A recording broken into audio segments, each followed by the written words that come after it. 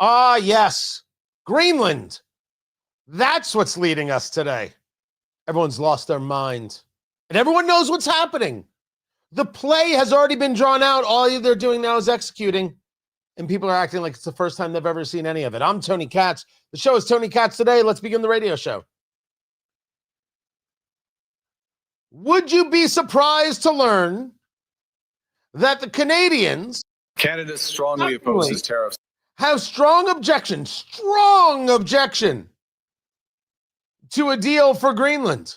Strongly opposes tariffs over Greenland and calls for focused talks to achieve our shared objectives of security and prosperity in the Arctic. Oh, so you don't object to the United States controlling Greenland. You object to the idea that Trump has said, well, if these European nations don't come around, I'll start charging them a 10% tariff. And then if they still don't come around, I'll charge them a 25% tariff. Yeah. That's welcome to what everybody knew was coming. I have an impossible time believing that no one understands what's going on here. Guys, we're smart. We're not that smart. All we are is more honest. And by being more honest, we know exactly what is happening here. Tony Katz Today. Good to be with you. Good to be here. And as a guy who sits right now just outside of Indianapolis, Indiana, home of the national champion IU Hoosiers. Oh yeah, I'm gonna be impossible. And I'm not a giant fan. I'm just thrilled for Indiana, but it's annoying so many people that I say that. I'm going to say that for about the next month. So hold on. Did we just lose the Miami affiliate? They're gone. They're out. They're gone. Okay. Bye. It was nice. It was nice knowing you. See you later. We're still on in Orlando, right? Good. Yes. Weekends. Fantastic. Yeah. We're on in Orlando. WDBO. Yeah. No, I love great station. Love those people. Let's get back to Greenland. Here's the play. A deal will be made. Do you know how I know this? I know this because the first rule of Trumpism is that Trump wins. And the second rule of Trumpism is that a deal can always be made as long as it adheres to the first rule of Trumpism. Ladies and gentlemen, everything with Greenland is going to end in a deal that gives us some level of control. This is what's happening because it's in Europe's best interest. Ooh, no one's talking about that. Let's start where we start from the beginning. Greenland is a very large hunk of land. It's a giant. And since the United States has been in existence, there has been an attempt to own Greenland. Greenland has certainly minerals, and that provides a value. But what Greenland really offers is opportunity. Now, a couple of things to note here. As a matter of geography, Greenland is closer to the United States than it is to Denmark. I'm staring at a map right here. I'm looking at Denmark's here, and then Iceland, and then Greenland, which is weird because Greenland is icy and Iceland very green. And then here's the United States. We just think of it as so far away because we think of everything north as not things we look at. Because of our own biases and how we view maps and how we view globes, everything is east-west. We rarely think of things north-south. There's Canada, and then there's South America. It's almost like this amorphic blob to us. You got to look at a map. We've been saying this. We always talk about this. You got to actually see what's going on. Greenland has long had geopolitical implications. It is strategic because if you're looking at the globe, you realize how close you are and how capable it is to keep an eye on Russia. Russia is our geopolitical foe. Now, Russia is not necessarily the geopolitical foe that China is, but since Russia is falling further and further down the slide of economic insanity, of failing in Ukraine, and certainly incapable of keeping the Chinese at bay on its eastern front, every day they get closer and closer to becoming a vassal state of China, which is to say Russia still exists, but it only exists because China allows it to exist. It is in effect controlled by China. Its foreign policy controlled by China. Its oil production and supply controlled by China. Its saber rattling and abuse of other nations controlled by China. This is the growing reality of Russia. And while Russia may still have an upper hand vis-a-vis Ukraine, Russia has no upper hand vis-a-vis itself. Russia is still a threat to European nations because, of course, Vladimir Putin does have expansionist desires, which have already been proven, only reminding everybody how wrong Tucker Carlson really is on the subject. Keeping an eye on Russia is a good idea. Keeping an eye on their nuclear arsenal, specifically submarines, is a good idea. It was Mitt Romney who discussed in the debate with Barack Obama 2012 that Russia was our biggest geopolitical foe. And it was Barack Obama who, with all of the ego and elitism and snobbery one like Barack Obama could muster, stated the 1950s called, and they want their foreign policy back. He's so witty. How wrong he was. Greenland offers the opportunity for quick launch, for being able to counter any attacks or assaults, and in the maybe the most overarching, allows for over-the-horizon capability. Over-the-horizon refers to how we keep an eye on our enemies. Now, you could say to me, well, Tony, we've got satellites for that. Sure. And they've got satellites for that. But ain't nothing like being able to just look out over a hilltop and go, I see you. I see you. Hello. Nothing. There's nothing like being able to launch a counteroffensive where you've got, 3,000 miles of a head start than what you would have without Greenland. The Russians are more and more of a threat because they are more and more unstable. Putin is unstable, and you have the Chinese influence. There is not a rational mind that thinks that Greenland shouldn't be protected by the United States. I want to say it again, there is not a rational mind that does not think that Greenland should not be protected by the United States. Well, then why are these European nations causing such a scene? Well, they can't be seen as just acquiescing to the United States. All politics are local. I swear, guys, there are times where I think nobody is listening. All politics are local. And if you allow the United States to move in ways that are unfettered, well, then how do you have any strength at all? How do you look at your people, your electorate, your constituents? Remember, there are many people in France and many people in the UK who aren't Islamists who hate the United States. We call them schmucks. They'd be dead if it wasn't for the U.S. And let's bring that into play for a moment. Why is President Trump acting the way he does, acting the way he is? Why is he pushing so hard on this? Well, Trump is a guy who believes in the maximum leverage. He works from a position of destabilization. I'm going to burn this building to the ground. Wait. We could talk. Okay, I just want a rent reduction. Like it's that. It started the most insane thing you can. And then these people say, whoa. And then you're like, okay, I'll do this. And this is so much better than the first thing in comparison that's where the deal gets made. Deal made. The first rule of Trumpism is what? Trump wins. The second rule of Trumpism, a deal can always be made as long as it adheres to the first rule of Trumpism. Every single bit of saber rattling, the tariffs on this, the tariffs on that, we're going to use the military. This has to be, all of that is to get to the deal. The deal has to be made.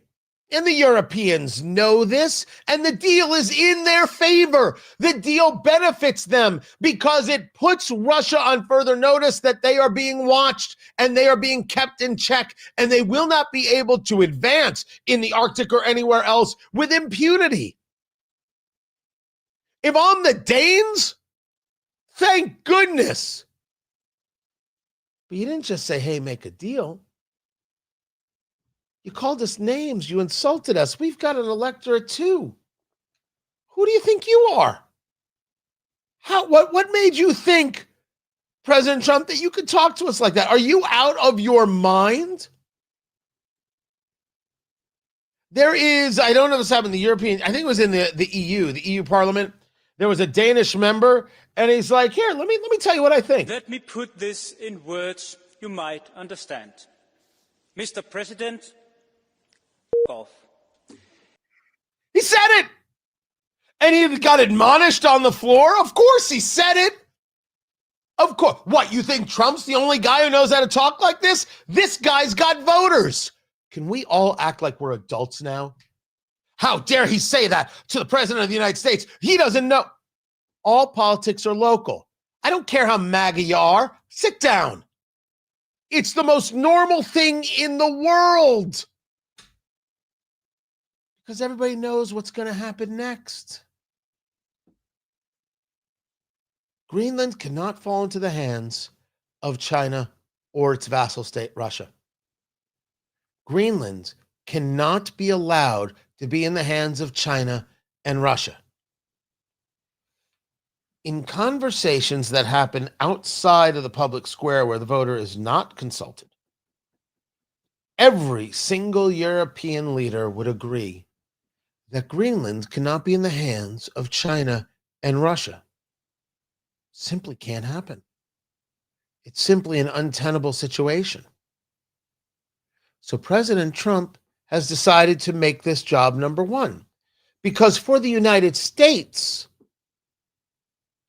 Greenland cannot end up in the hands of China or Russia. It is too dangerous. So by chance or perchance, there were some European nation that wasn't fully aware of their own safety, security, and sovereignty. The United States has made them realize that if it's not us, it's them. And if it's them, you're screwed. You're dead. You will have no capacity to stop these people. You will be quite literally surrounded. You're a fool. And certainly these are Europeans, and there are European fools. Trump is not a fool. So Trump does what Trump does. Trump engages this destabilization, this maximum leverage push, this getting loud, this saber rattling, sending out Scott Bessent. They can't stop us economically. They can't stop us militarily. We'll take what we want. But did we actually take anything? Oh, we'll say it. Oh, we'll talk about tariffs. Have we actually levied any tariffs yet? Then President Trump puts out a series of texts that he got from Emmanuel Macron and Mark Rutte saying that they want to have dinner. Mark Rutte is the Secretary General of the UN. Macron wants to have dinner. Trump releasing texts is one heck of a thing. But his point is, see, now we're having a conversation. A conversation that everybody knew was going to happen. A deal's going to get made because that's how Trump works. And there's going to be an area of Greenland that's going to remain as a protectorate of Denmark. It's going to be part of the Danish kingdom. And then there's going to be a very large landmass that is protected by the United States. Is it annexed? Is it a province? Is it like the way we think of Puerto Rico? I don't know what that official language is going to look like. But this is done. The Europeans are feigning anger. This is all a story for the sake of saying to their people, we forced the Americans to create the right deal. We know how to deal with Trump. Because all politics are local. Now, you can tell me I'm wrong. You can tell me they're really angry and they really don't want the United States to control Greenland. Maybe I would consider that a very, very remote possibility. In the single digits of percentages of possibility.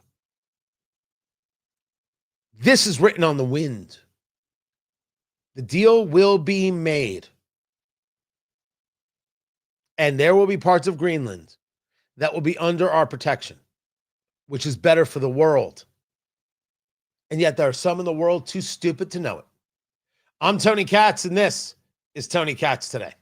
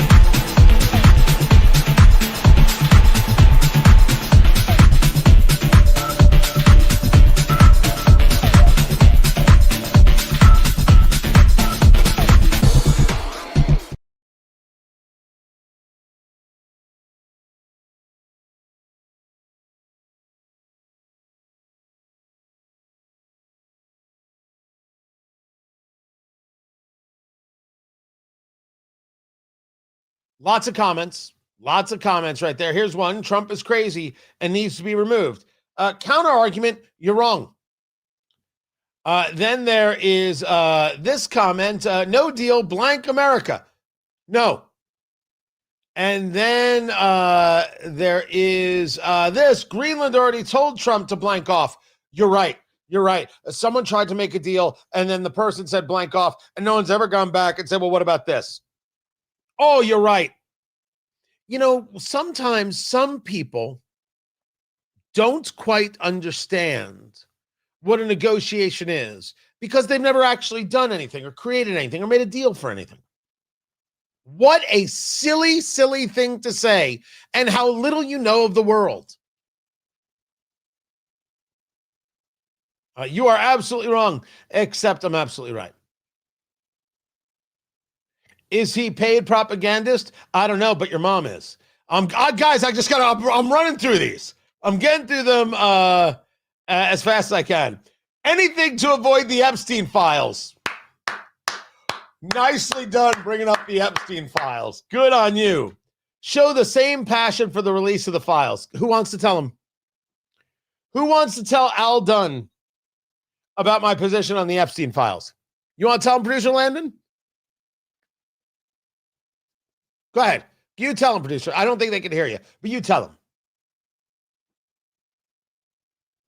It's release the files, release all of the files, release the files yesterday.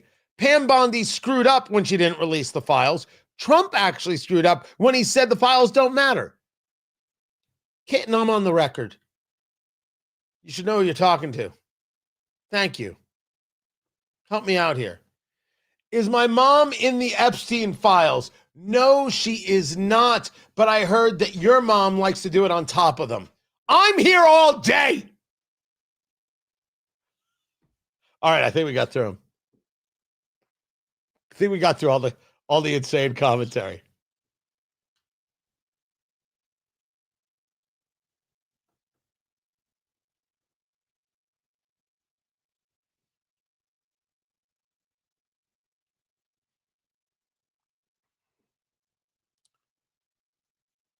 over there in Davos, they are tripping over themselves to want to be able to go after President Trump, who will be there tomorrow.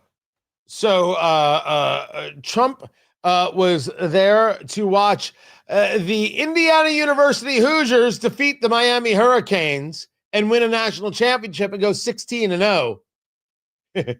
Oh, we'll be talking about that in a bit. Tony Katz today. Good to be with you. And then he's off to Davos. To Davos right there. And he's going to talk to these people who have a very serious inability to deal with the world. Great point. Yeah, clap if you want to. Go ahead. And I know we're running short of time, but I have to follow up on this because you just mentioned the authoritarianism in the United States and the cruel regime in Iran.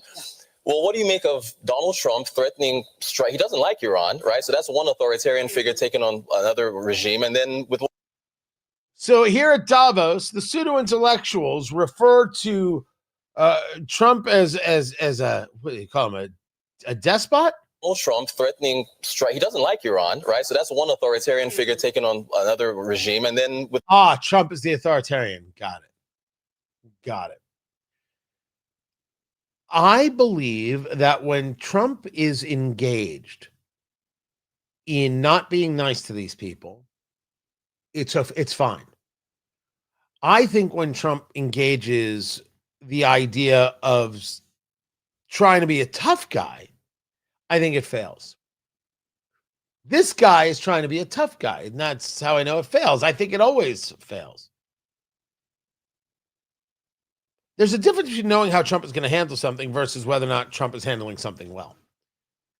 But we put a lot of it on Trump. Let's take a look at all these people who consider themselves our leaders. What happened in Venezuela? Does that muddle things up when one authoritarian? Well, of course. I mean, if everything is muddy, everything is gray.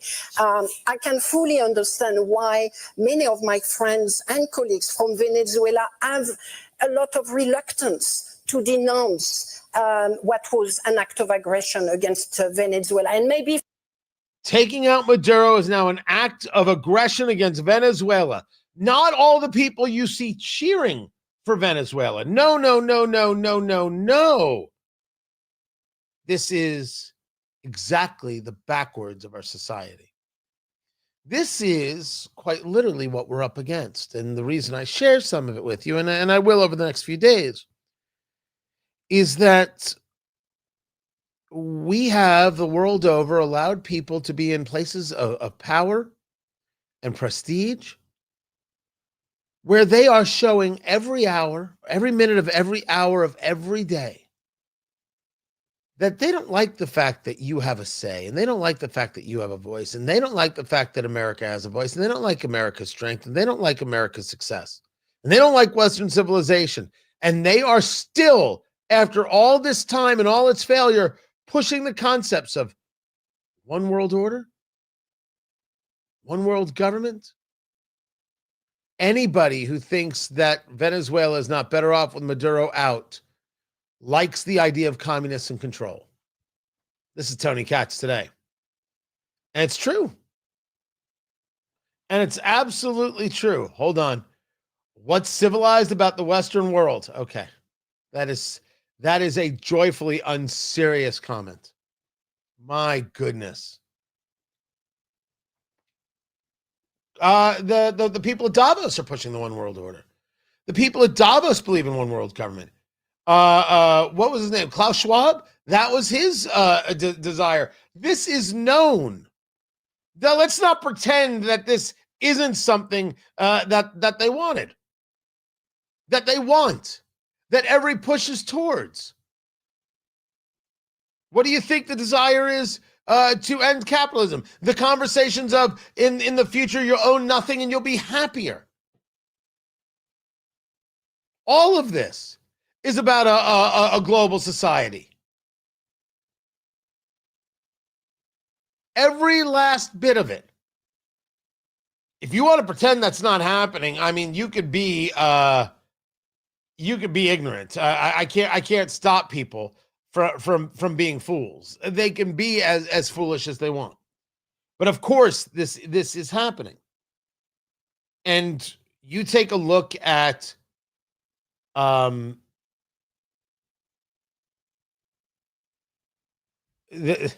sorry, funny email just came across. We could see this in a whole host of places, in a whole host of ways, and I'm happy to share that and get into that.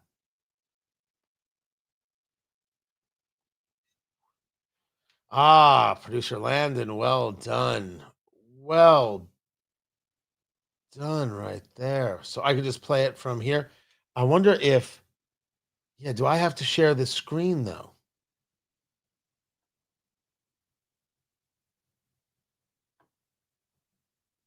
Let me see what I can do here. Hold on. Greetings from the UK. Hey, what's going on? Can I say something that's very strange and maybe someone can explain it? When we see downloads and movement, we do well in the UK. I love that.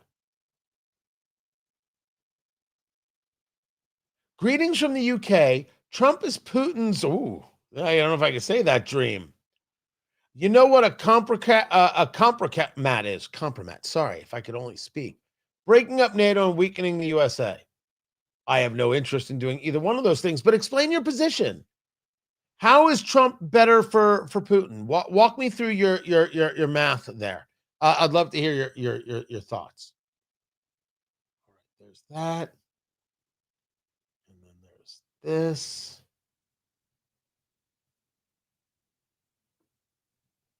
And then there's this. All right.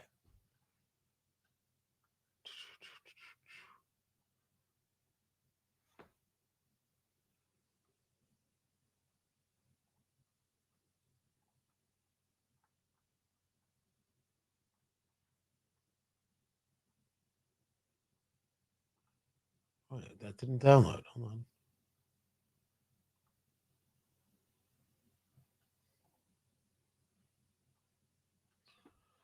Oh, I didn't. Nice.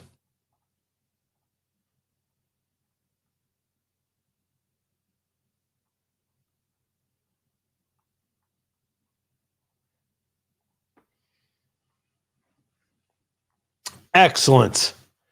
Excellent. Oh, we also have a White House briefing today. So that should be good.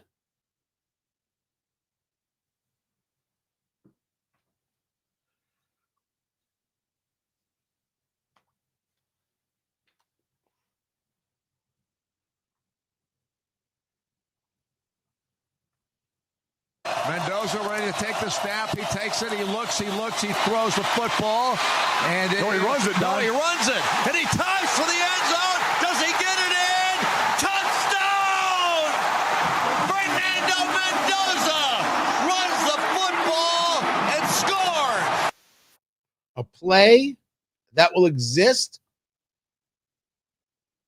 amongst the IU faithful forever. Fans of the Indiana University Hoosiers will be thinking about that play on their deathbeds. Tony Katz today. Good to be with you. IU 27, the Miami Hurricanes 21. Listen, as a guy who lives in Indianapolis, you're just going to have to suffer through this. It's just the way it goes. This state is out of its mind.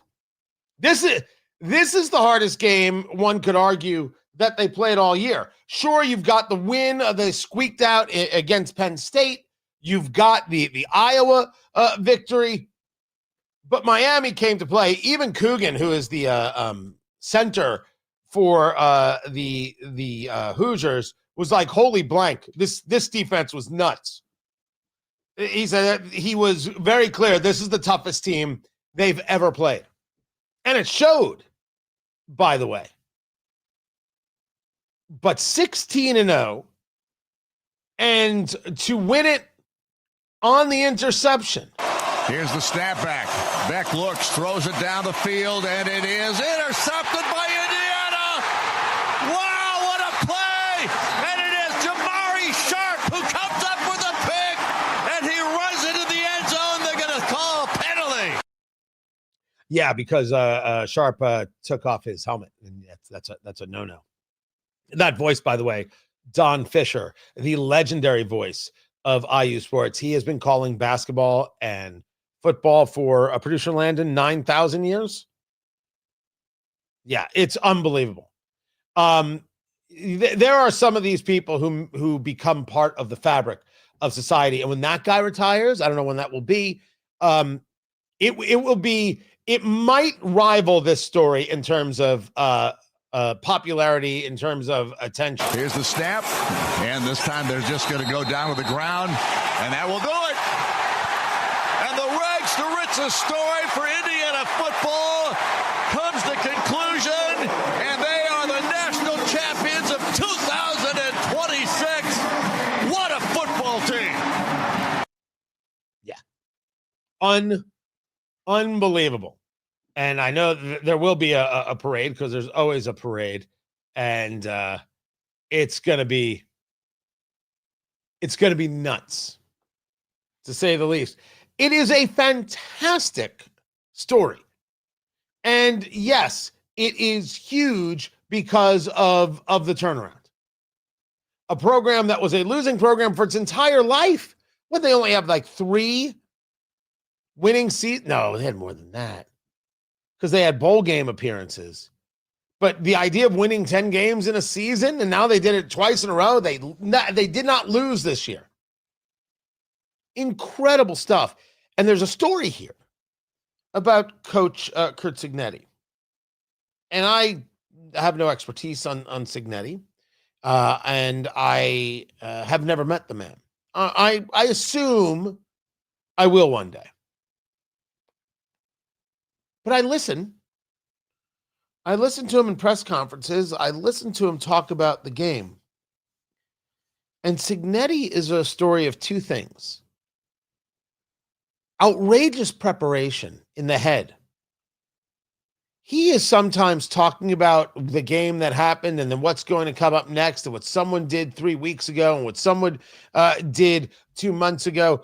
When you take a look at that call from the game last night, IU winning the national championship, it's 4th and 5. They'd already called the timeout on this series, and they're going to send out the field goal unit. Then all of a sudden he's like, no, timeout. Whoa. And people are like, what's going on? What's happening? And you could see Coach Cignetti, like, everything's calm down. Calm down. And that's when he called the play for the design quarterback draw. And he explained the play. And he said, I saw the defense that they had dialed up. We knew that defense existed. We had developed a blocking scheme specifically for that defense. Now, at that moment, you got to stop. The level of study involves knowing every defensive scheme. Not, well, they like to play zone, or they like to play man to man. No. Knowing every individual scheme, and he, watching it, knew the scheme. Well, Tony, any coach could do that. Any good coach could do that. Yeah, but do they? There's study, and then there's intensity. You know, we can talk about Tom Brady all we want, and we should, but cheater. Deflategate was real. The preparation, the sacrifice. Go back in football history. Raymond Berry, wide receiver. Raymond Berry wasn't a physical specimen. He wasn't particularly the finest receiver out there. He was a route runner of perfection. And these things involve relentlessness, staying at it and staying at it and staying at it. Cignetti's entire point of view about coaching, about how you win, play your game and break the other team's will, which involves understanding the game and certainly in all its facets, but being unbelievably disciplined. He talks about being fast and relentless. He isn't just talking about it. They aren't buzzwords. He's doing it. Any parent after the first couple years learns something. I think if they're in any way an aware parent. Kids don't so much do what you say. They do what you do. They model themselves after how you act and how you handle yourself. One of the things that, not being somebody who ever got a divorce, I never had to deal with this, but I have some friends who have been divorced, and I've heard other people talk about this, and I always thought it was so valuable as to be believed. And one of the things they state is that I never speak ill, talking about the guys here, I never speak ill of my ex-wife. I am always a gentleman to my ex-wife. And I want my kids to see that so they treat women properly. Holy cow. That is an unbelievable thought. And because that had never happened in my life, I have no experience, connection to that. My parents were married till my father passed away. My in-laws were married until my father-in-law passed away. So I have no basis for being around those kinds of things. But of course, absolutely, positively, of course, that's what you do. You want to be able to show the behavior that you're trying to get out of the people you're teaching. Being the most prepared guy in the room. That's the life lesson. When you take a look at debates between the political right and the political left, when you take a look at these debates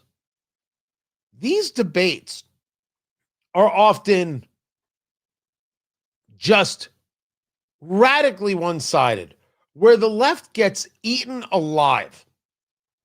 You're like, why does that happen? Why are they so unbelievably foolish?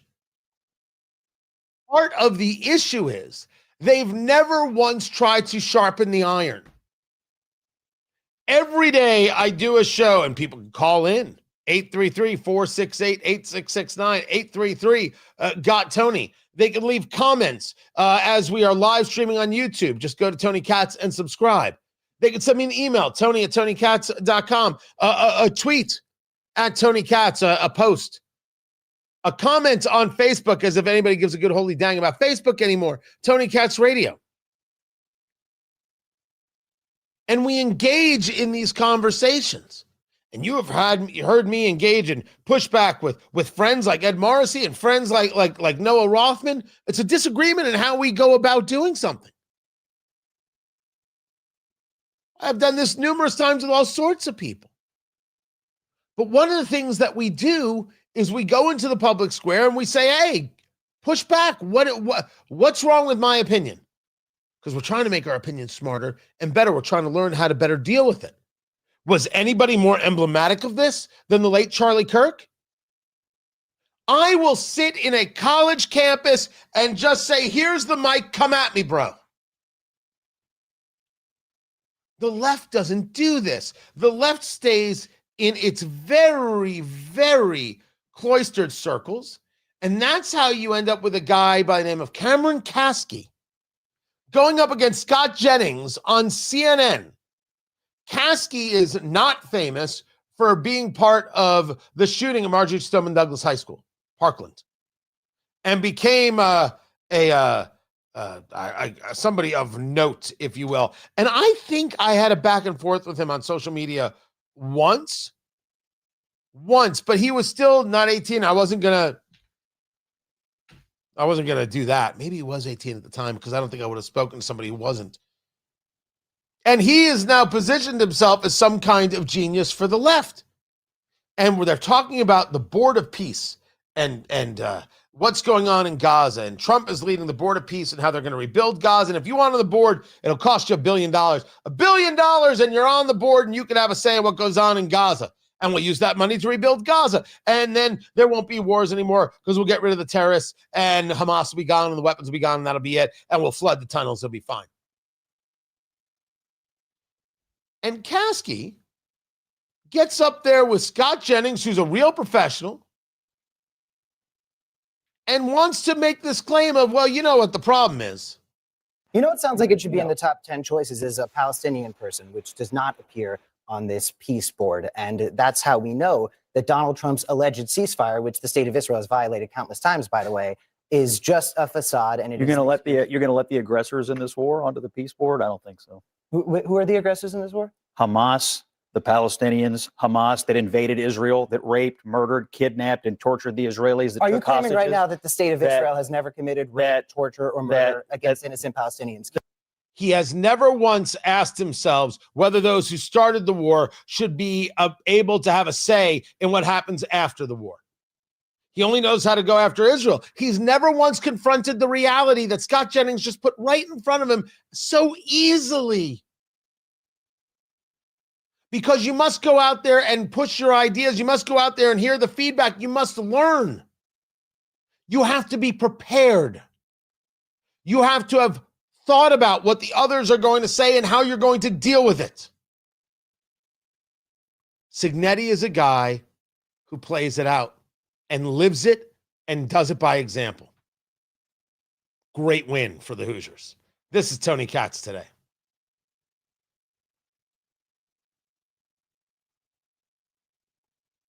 Where'd it go? Oh, there it is. I usually take a break right now, but I'll hang for a while. I will hang. Ran out of time. I have so much more on that subject. Oh, specifically Kasky. There is no way a generation looks to him and says, well, he's somebody I want to emulate. There's just no way. If it is, well, we've got a lot of work to do. I'm sorry if the Facebook comments hurt, but guys like me have no success with Facebook. Just learned from the PCA, the Premium Cigar Association, that Facebook is doing more to limit cigar conversations on Facebook. On Tony Katz Radio, I think there are 25,000 people. It's been that way for 6 years.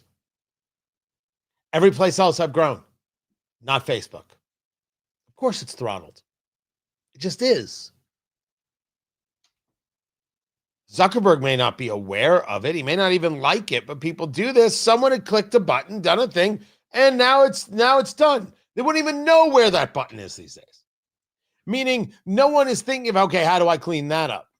How would you even reach the right person to get that done? But every place else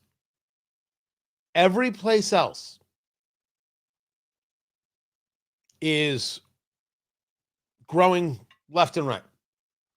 Really incredible stuff.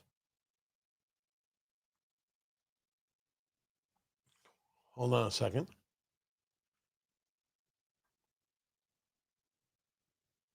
Oh, what was that? This was the Grindstone Generation, how Indiana football mirrors America's hunger for something real.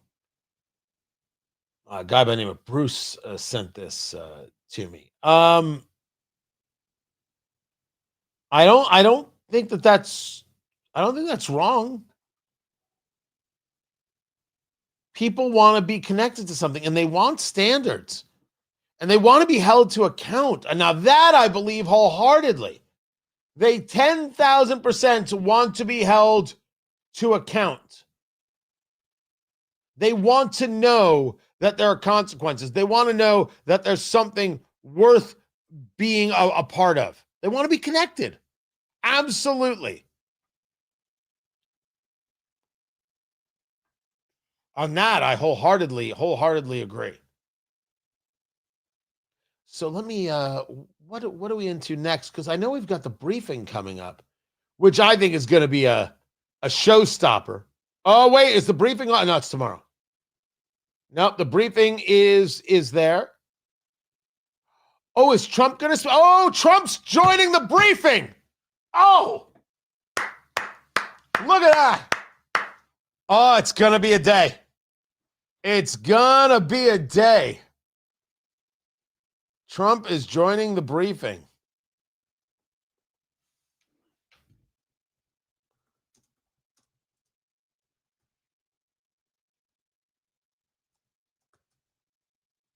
Hold on a second.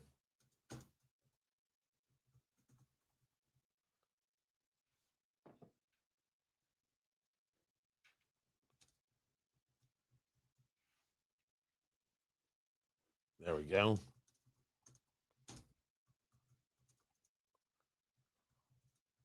This is going to be a show. He's going to be discussing his first. He's going to be discussing his first year in office. Oh,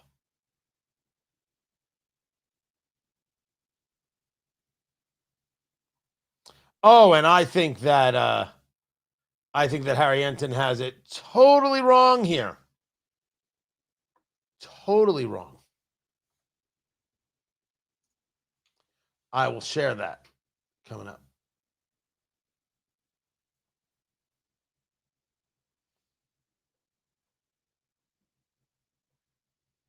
All right, coming back to the show.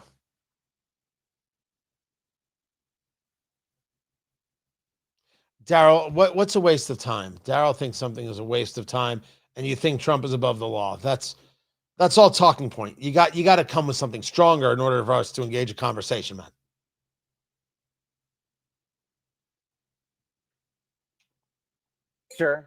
Is that the party that does have a motivation problem is the Republican Party. Okay, you know, this, I think, sort of tells the story. Extremely motivated to vote this election cycle. You go back to October of 2024, just before Donald Trump was reelected. Hello, Republicans led on this measure. 67% of Republicans, or those who lean Republican, said they were extremely motivated to vote in 2024, compared to just 62% of Democrats. Republicans felt like, hey, we're going out for ice cream, like a child going out for ice cream. You come over to this side of the screen. Republican enthusiasm down. Now they feel like they're going to the dentist. Just 50% of Republicans say they're extremely. Harry, I got to disagree. Now, the polling says what the polling says. This is a CNN poll, January 9th through 12th. Me, I'm Tony Katz. The show is Tony Katz Today. Gearing up for the White House briefing, President Trump to join, talking about his first year in office. By the way, tickets still on sale. I can get you tickets. Tickets.tonykatz.com. Trump 1 year later. The highs, the lows, and how we win the midterms. That's happening downtown Indianapolis on January 24th. Yeah, I've got it. And I'm going to be discussing exactly this idea that enthusiasm is down. Just 50% of Republicans say they're extremely motivated to vote in 2026, compared to 66% of Democrats. That's actually up a little bit. So Republicans are depressed in terms of their motivation compared to Democrats, and very much so compared to Republicans back during the 2024 cycle. You're comparing a midterm to a general election, which is an outrageously unfair thing to do. Then you're discussing the party out of power, trying to get power, which is a motivating factor in and of itself. You also don't mention the fact that the margin of error on this poll is 5.4%. Now, you can say to me, Republicans need to show up to vote. And if this motivates Republicans to show up to vote, well, then I'm all in favor of this data. But the data is incomplete because all of this does not take into effect what the month of January has already looked like. And people have not come to a place where they have put together all the information. This was an economic midterm, as one could argue most of them are. That's not the case anymore. This is the argument that I'm going to make on January 24th. Tickets.tonykatz.com. This is about crime. This is about national security. And this is really about, what do you want? The America you want or the America they want for you? I'll explain more. Trump is coming up next. Keep it here. This is Tony Katz Today.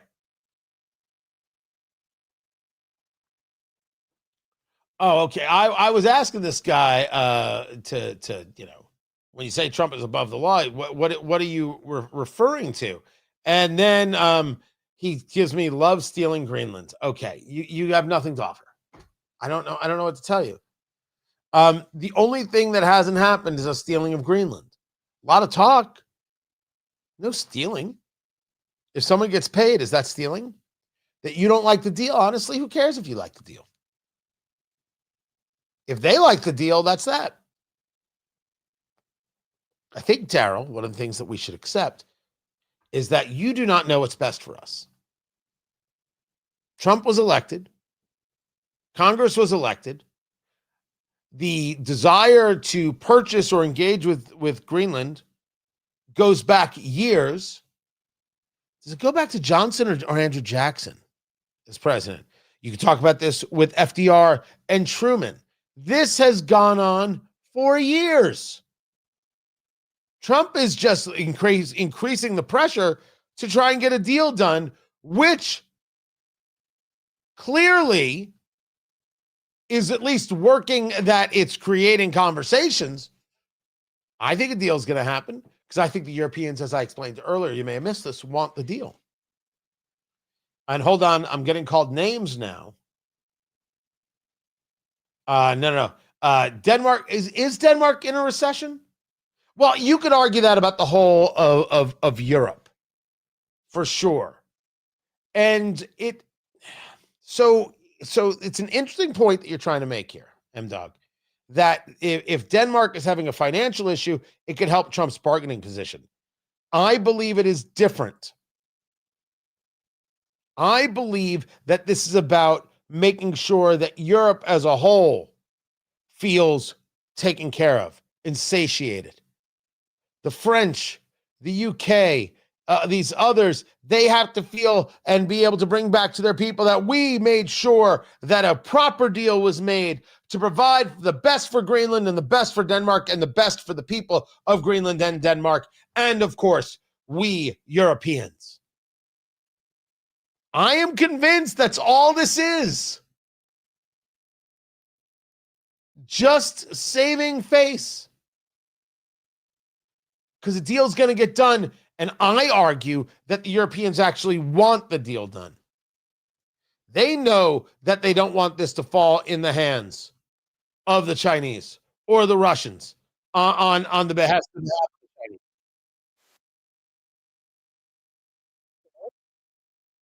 They need this deal.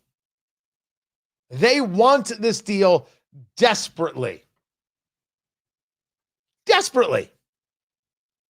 But they also have to put on a bit of a show. That's my take. And I think some of them are really, angered and upset because they, right? So with that, I expect to see something. I expect to see some level of deal. Now we've got Trump joining Karoline Leavitt for the briefing. So waiting on that. I've already said congratulations to the good people at IU and the Hoosiers for being national champions. That's always pretty groovy. Hold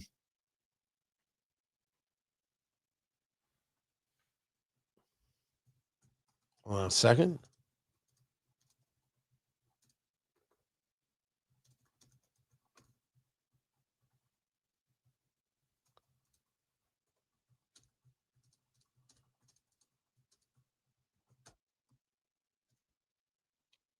That is very, very funny.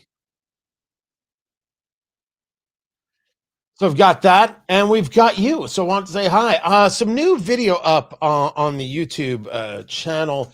My interview with Steve Yates from Friday, that is now up.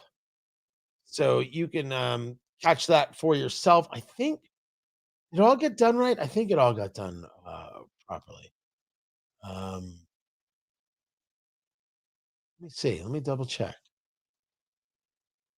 Oh gosh, I am delayed. 1, 2, 3. Yeah, so there we've got 6 new pieces up. Definitely some stuff to watch. It has been going terrific, and I really do appreciate everyone who has subscribed there and over at TonyKatz.com. I had an article up about what happened with Don Lemon And I have a great conversation coming with William Jacobson, Cornell law professor, legalinsurrection.com. Did he violate the law? I say yes, because he's claiming he was just a journalist, and that doesn't fly. And William Jacobson makes a spectacular point regarding January 6th. There were people who were there on January 6th who claim they were just recording. They were acting as independent journalists. They still got charged. It still cost them their life savings. Don Lemon does not have an argument here. And there's video of him saying he knew what these people were doing, and he was part of making sure this all happened. He was there to be a part of it. Oh, yeah. Oh, 10,000%.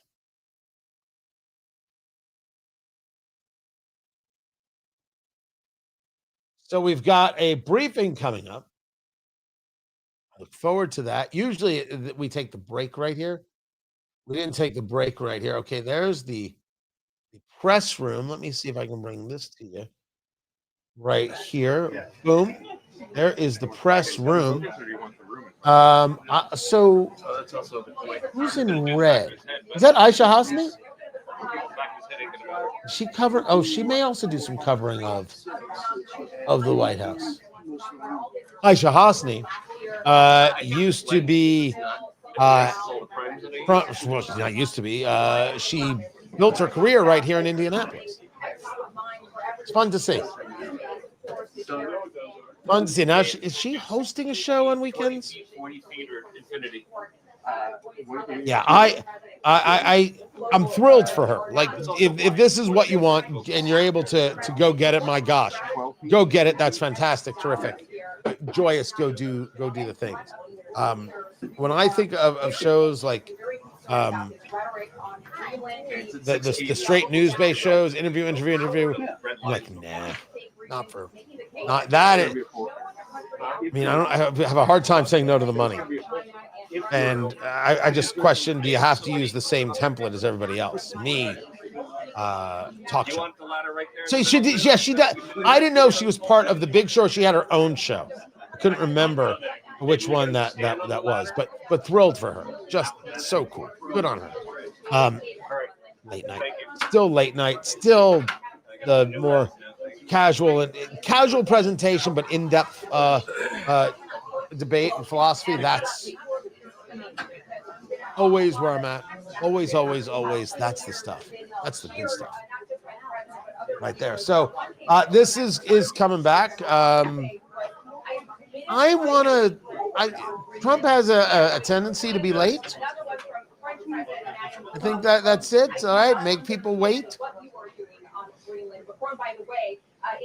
But I've always felt that they're very aware of the radio clock. And the radio clock is 6 minutes after. That's when shows come back. And so I'm surprised that they haven't gotten the word here that they're about to come on. Notice the TV screens are missing. This is going to be all Trump all the time. This could be interesting. What's up with the eyebrows lately? What my eyebrows? These eyebrows? I don't know. What's up with my eyebrows? They're big. I have some good size. Are they not?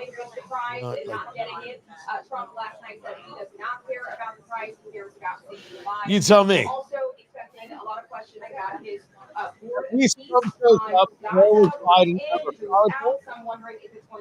Solid, legitimate point right there. No, Biden didn't do these things. I'm doing this event on Saturday. Trump 1 year later, a red tie gala, the highs, the lows, how we win the midterms, going over the last year and how it's going to play out. And I think so much has happened in the month of January that's changed the midterms. And I've got bourbon tastings and food, band. It's tremendous. Going to be tremendous. Tickets.TonyKatz.com. Tickets.TonyKatz.com. So this is what we're going to hear from Trump. We're going to hear Trump engage what happened this past year and how great it's been, which is part of what he should be doing. especially if we're going to believe the data that says Republican voter turnout right now seems depressed. Let's get to it. White House briefing with President Trump. Oh, it's going to be a show. Tony Katz today. These are the fun days. Oh, I'll comment on it like I comment on Karoline, Leavitt, like I comment on everything. Live streaming, youtube.com/Tony Katz. And be sure to subscribe over there on YouTube at Tony Katz and TonyKatz.com.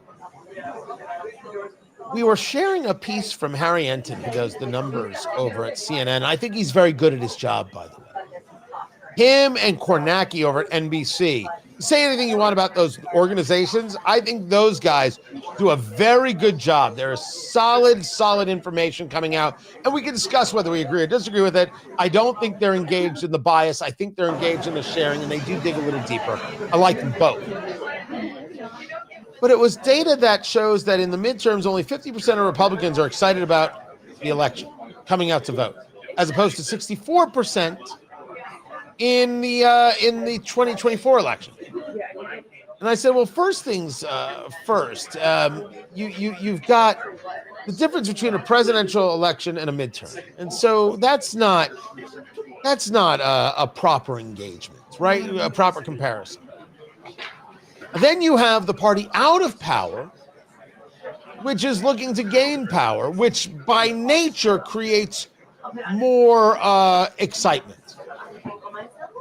But I would argue that if you took this data, which is a poll from January 9th to January 12th, and you said of this data, this is what matters. January 9th to January 12th. With a margin of error of 5.4%, I would say to you, I wouldn't believe that poll anyway at 5.4%. Now, as I said, if it inspires Republicans to come out and vote, conservatives to come out and vote, hot diggity. I think that's great and fantastic. I think a poll in January doesn't mean anything. I think 5.4% is way too wide of a spread. And January 9th to the 12th.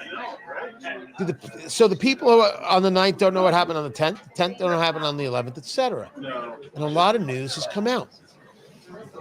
My theory is that January changed the midterm. And I'm going to be discussing this on Saturday. You know, I'm doing the event Trump 1 year later, and you can still get tickets. I think there was a problem over the weekend where maybe some things weren't working. Everything is working. We're going to close in a couple days because I got to have a final head count. I'd let people walk up, but you know, tickets.TonyKatz.com. I will make room for people in this one. Like, that's how important I think this is. Tickets.TonyKatz.com. We've got the bourbon tasting, the food, the band, everything. And I'm going through this. I'm doing this, what Trump is doing today. What happened in the last year? Now, Trump's going to talk about the highlights. I'm going to talk about some of the blunders and some of the issues that involve a lot of someone named Pam Bondi. But foreshadowing, you'll have to show up on Saturday to hear the rest. Everything about this election played into classic, typical economic election, economic midterm. Everything went in that direction, and it wasn't looking great. Some good GDP numbers, some keeping inflation in quasi-check numbers, but not great. And it's only going to take a couple things. It's only going to take a couple of things to change in the economy. Just one or two subjects for people to be like, you know what, we're going to be all right. And I am a believer, and I'll talk about this on Saturday, that Trump has to pick two subjects. Watch these two things. These two things change. Everything else changes. I'm a hero. You're welcome. You can already talk about gas prices. That's a winner subject. Keep that going. The last month has changed everything about this election, where it is no longer solely an economic election. Does the economy matter? Of course. Let's not be fools. But it's the only thing that matters? Nope. Things are different now. And we'll see what Trump gets into. We've got the White House press briefing, and President Trump is in attendance. As a matter of fact, it's his podium there with the seal of the President of the United States. He will be going over the last year because, yesterday was Inauguration Day, not only Martin Luther King Day. Trump has been in office for a year. That's why you got to join me Saturday. Tickets.TonyKatz.com. We'll take the quick break. We'll bring it back. Hopefully President Trump will be at the podium, and off to the races we'll go. Keep it here. I'm Tony Katz, and this is Tony Katz Today.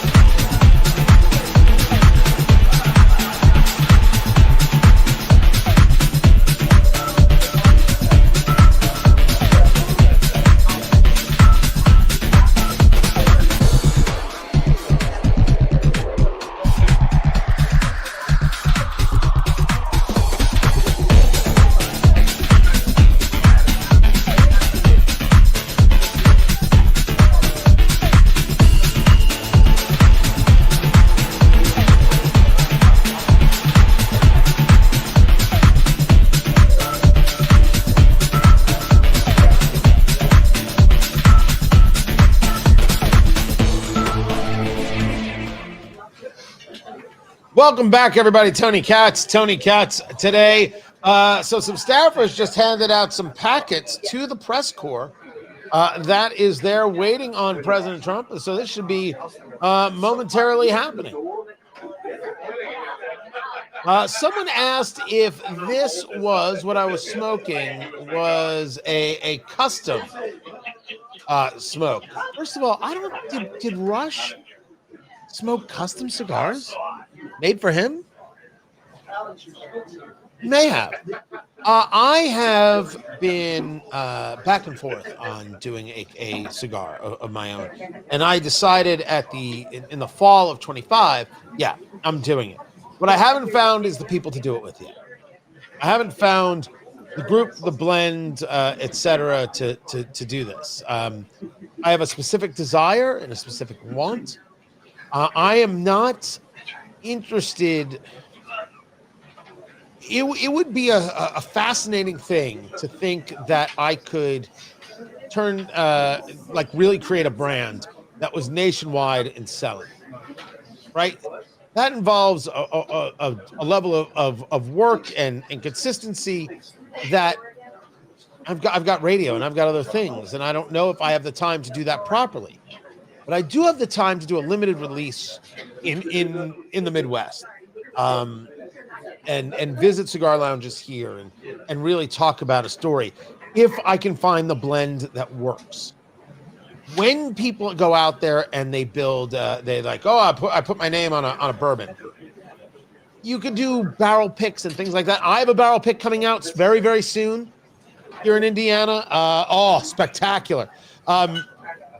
That's an easier thing to do because inconsistencies and changes and oddnesses that could be attributed to the barrel. In a cigar, it has to be right every time.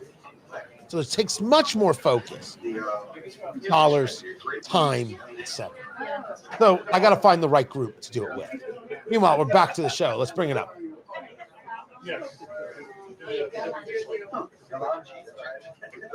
Getting ready for the briefing, President Trump is going to join Karoline Leavitt as they speak to the press assembled. Tony Katz. Tony Katz today. Good to be here. Good to be with you. I don't know if the president's going to get into what happened with Don Lemon and the church. But if you don't know the story, over the weekend, Don Lemon, with a group of so-called protesters, walked into a church, disrupted church services, and that is a violation of the law. It doesn't matter that Keith Ellison wants to make the claim that Don Lemon did nothing wrong and there was no violation of the FACE Act or the Ku Klux Klan Act. He wants to argue that the FACE Act was only about abortion clinics. What is the FACE Act? F-A-C-E is it right there. The FACE Act makes it a federal crime to injure, intimidate, interfere with a person seeking reproductive health services or the person lawfully trying to exercise the First Amendment right of religious freedom at a place of religious worship. This group set out to disrupt services, to intimidate parishioners, and to stop them from praying. These people are the Bolsheviks. And they did it. And Don Lemon knew about it because he created a video. The former CNN host created a video about how, hey, look, these people are doing something. I know what they're doing. I'm going to go with them. He knew. He was interviewing the pastor. This is just their First Amendment right. Do you not believe in the First Amendment? The pastor saying, what are you talking about? I need to protect my flock. This is about giving praise to Jesus. What are you saying? How dare you come at me like this and think that somehow I am the issue. That is not the case at all, or in any way. This is what happened.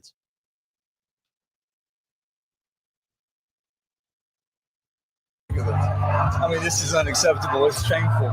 It's shameful to interrupt a public gathering of Christians in worship.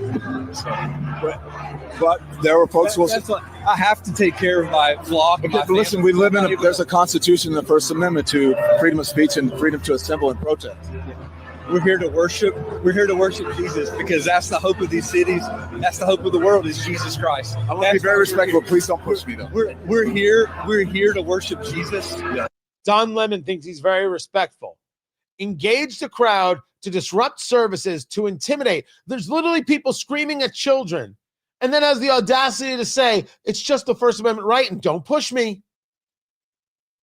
He is a low individual. He is. He is awful and horrifying. And he now wants to tell people, I didn't do anything wrong. I was just being a journalist. Blame those people. The Ku Klux Klan Act, by the way, which goes back to 1871,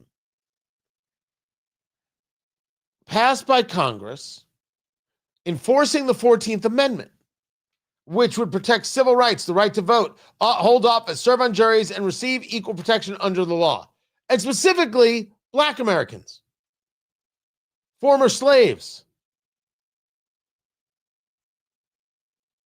So here is Black man Don Lemon possibly violating the Ku Klux Klan Act on Martin Luther King Day.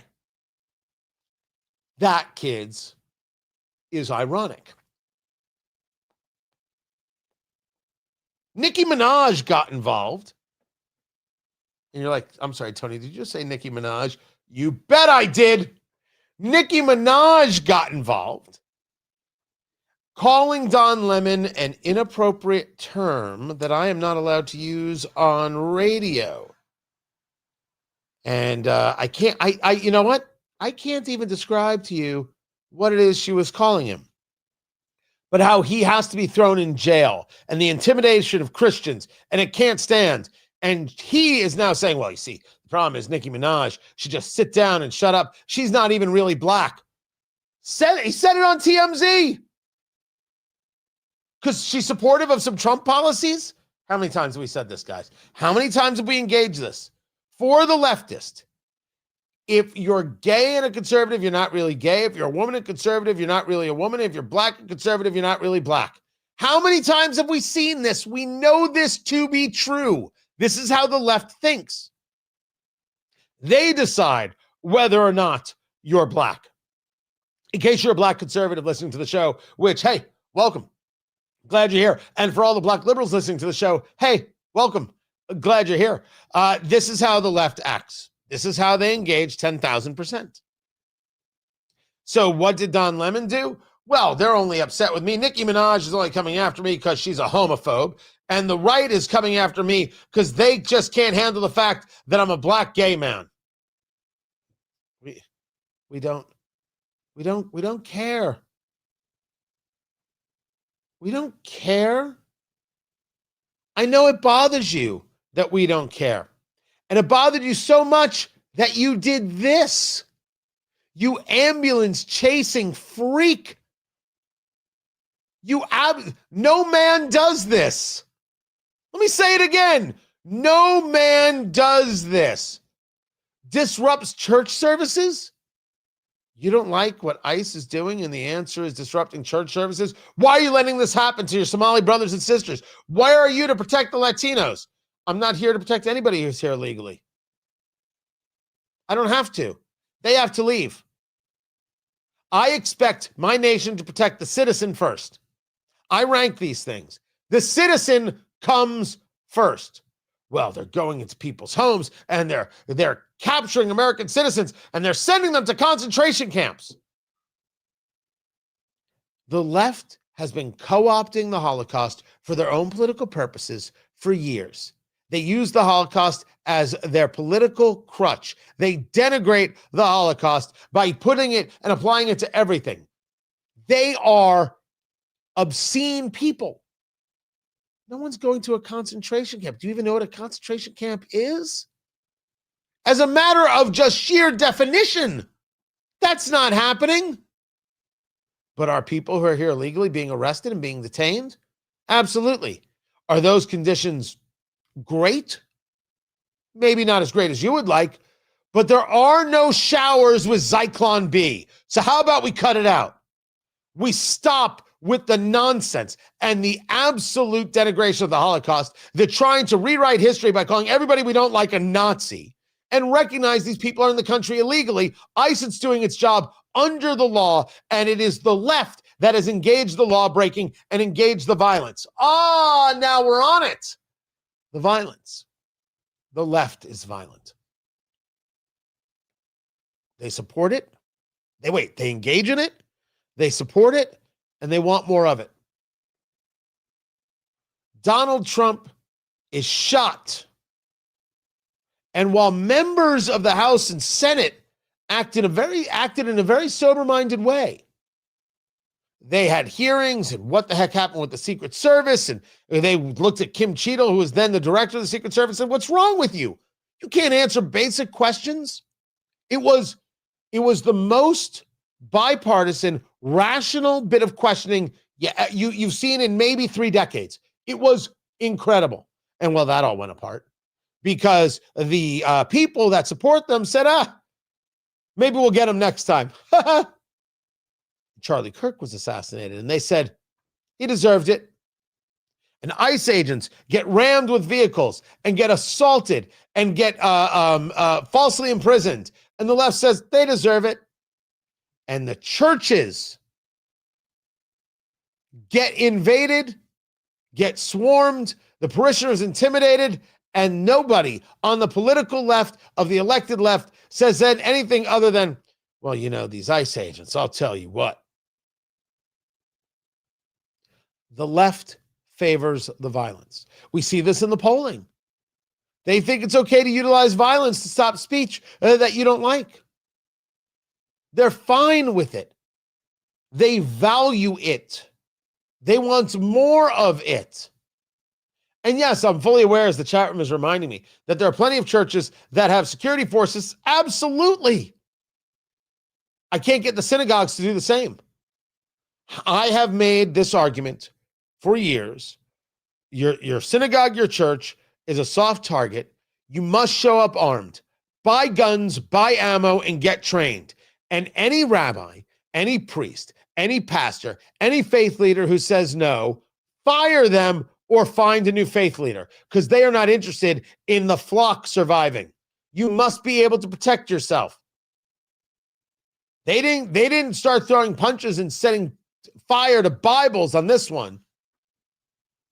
To quote Hamilton, just you wait. Wait, does he say it again? Yes, he does. Just you wait. Yeah, I got to work on that. I got to work on my Lin-Manuel Miranda impression. Of course they will. Of course they will. And I say this because they have in every other instance engaged more and more violence. Do I want them to? No, I want this to stop. But I don't have elected politicos saying, stop that. We don't do that, which is why we have to take a look at the charges here, because a message has to be sent. Do I have faith in Pam Bondi? I have no faith in Pam Bondi. I've disappointment. Incredible disappointment is Pam Bondi. Massive. It's frustrating. Really is.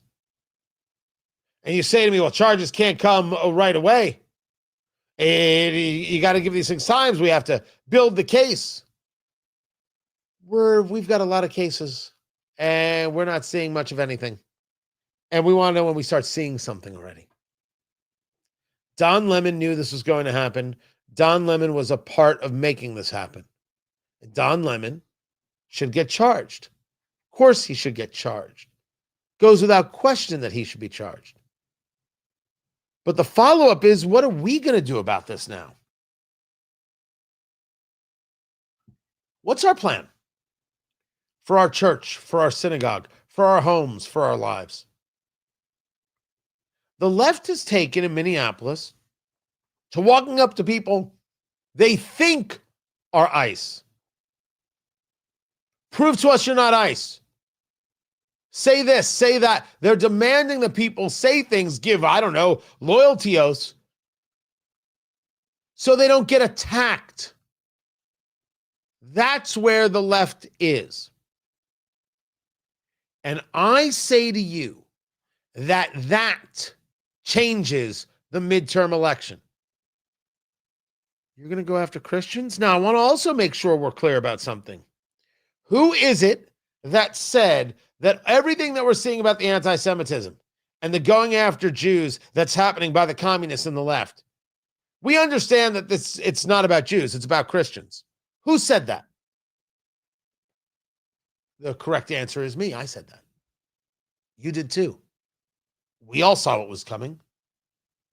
Jews were step one. Christians are the focus. You got to be able to damage, hurt, do away with Christian society in order for the communists to take over, in order for the Islamists to take over.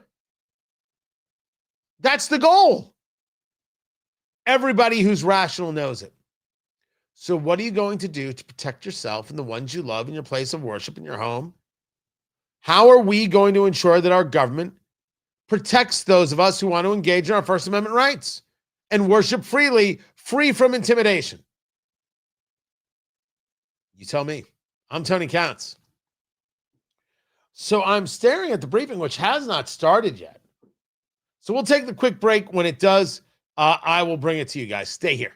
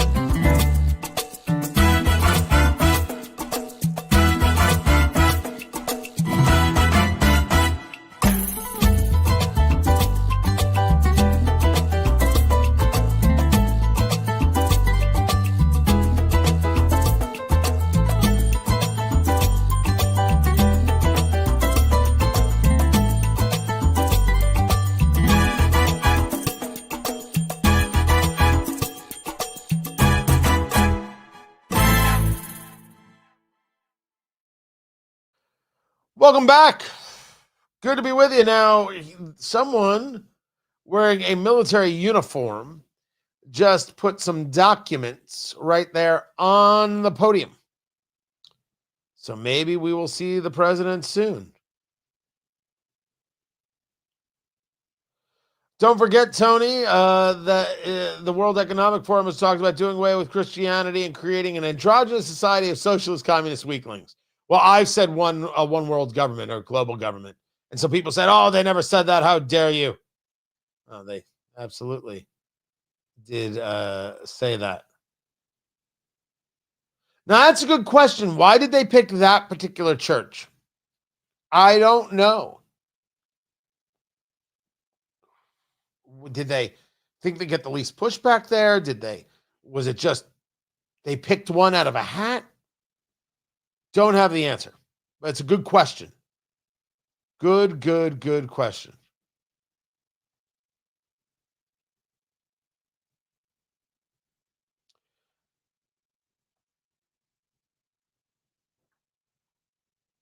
Just going through some stuff right here.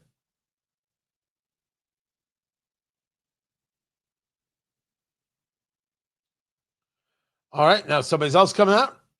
That was the same guy. That's the same guy.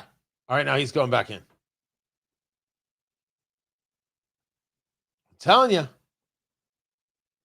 he's got to get out there. He's driving me crazy. Come on time, Mr. President. What do I pay you for?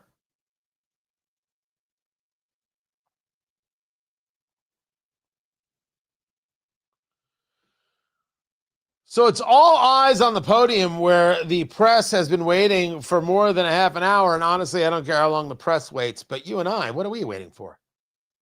Come on, Mr. President, what gives? You don't make us wait. We're here. Let's go to it. Tony Katz today. What is going on, everybody? So it was scheduled. I keep saying Corinne Jean-Pierre. Oh, that is so awful of me. Karoline Leavitt with the White House briefing. I said, great. There's probably a lot to talk about. I thought the president was already on his way to Davos, where he'll be speaking at the World Economic Forum. And then you learn that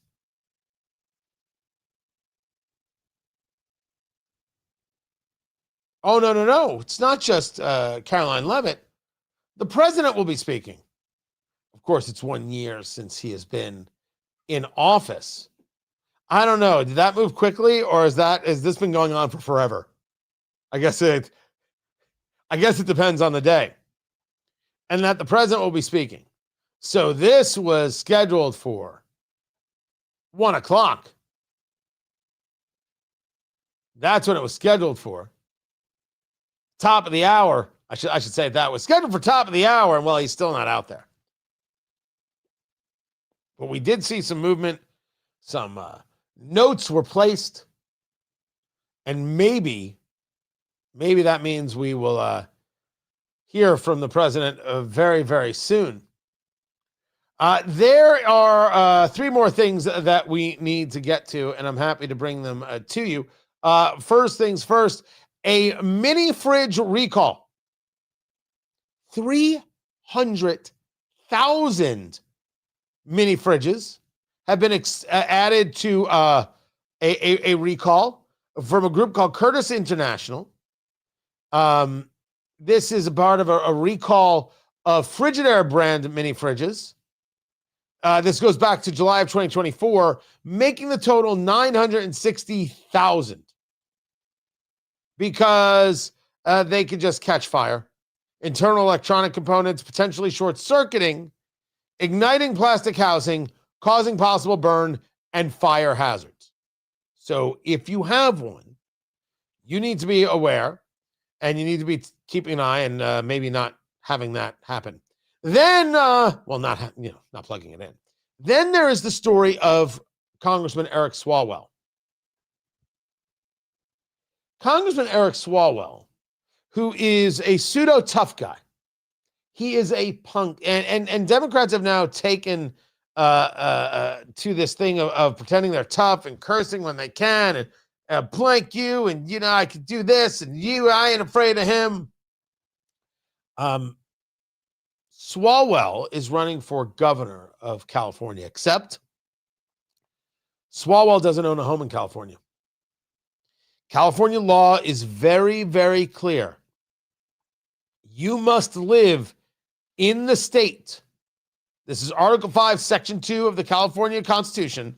The governor shall be an elector who has been a citizen of the United States and a resident of this state for 5 years immediately preceding the governor's election. But this journalist who has put forth a petition saying that Swalwell can't run for office. He's a filmmaker, Joel Gilbert. He put in a complaint saying that Swalwell lives in D.C. He's prohibited from running. And that public record searches reveal no current ownership or leasehold interest held by Eric Swalwell in California, nor any history of ownership of a leasehold interest based on available public records. So you take a look at his congressional financial disclosures from 2011 to 2024, it lists 0 California real estate ownership. And when you take a look at the address he put for the filing, it's that of his lawyer and not a residence. His argument is, I'm a congressman in California. Of course, my residence is in D.C.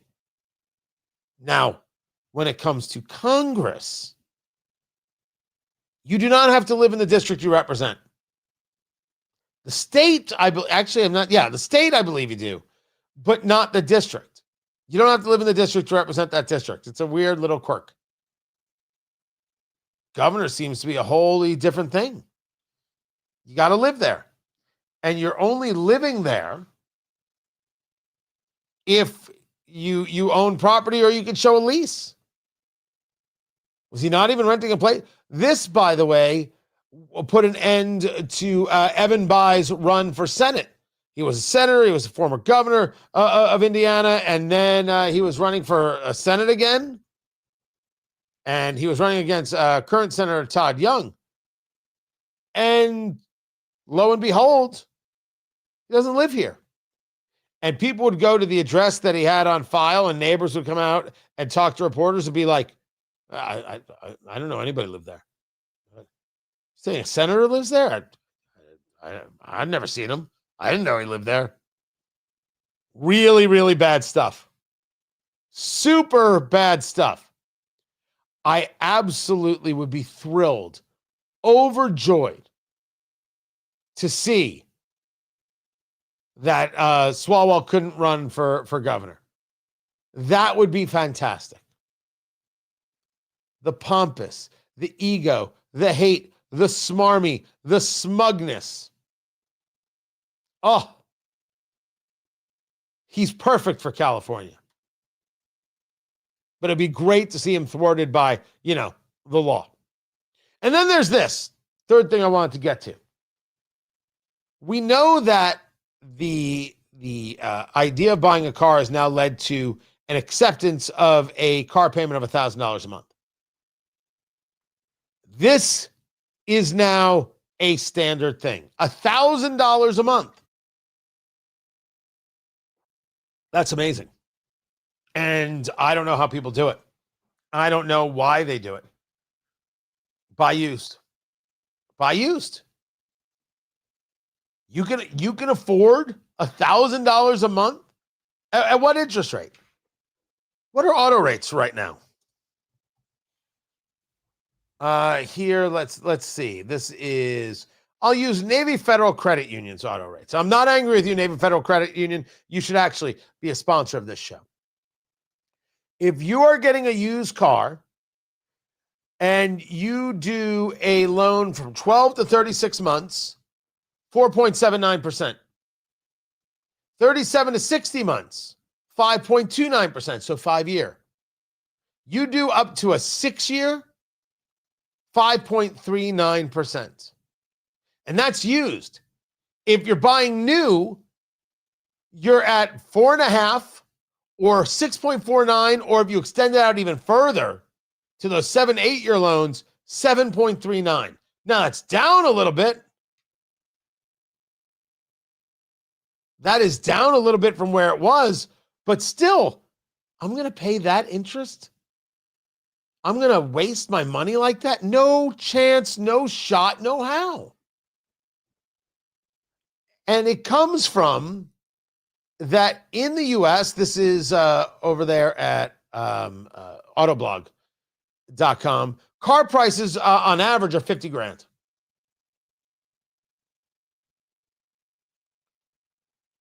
$50,000. I started looking at some stuff, and I'm like, do I want to get this? I go through these cycles where I want to get something, and I'm like, I need something that is mine, that isn't goofy and isn't weird, just every day. Every day.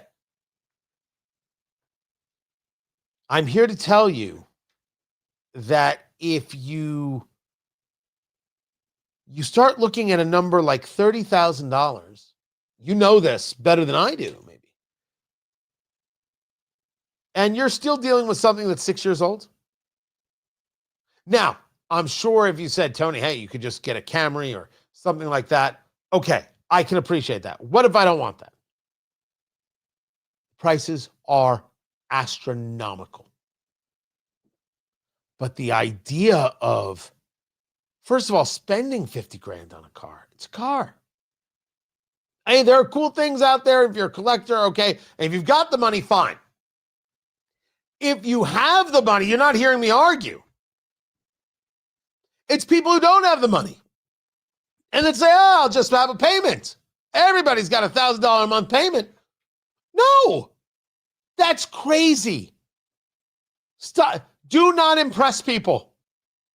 Impress your pocketbook. Impress your investment account. $1,000 a month to a car?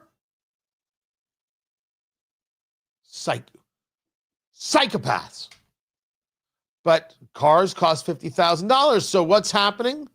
The U.S. now wants to ease emissions rules that could hopefully bring down car prices.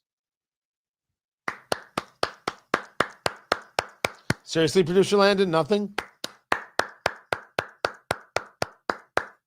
No applause. You're not even trying. Too late. Any rule that isn't necessary, we should get rid of. And yes, the emission rules are onerous, and this is to push people into electric. And these CAFE standards have been madness and wrong. But if you want to reduce the price of a car, can we get rid of that stupid alarm that says, hey, don't forget to check the back seat to see if your kids are in there? I don't need it. I don't want it, and I don't want to pay for it.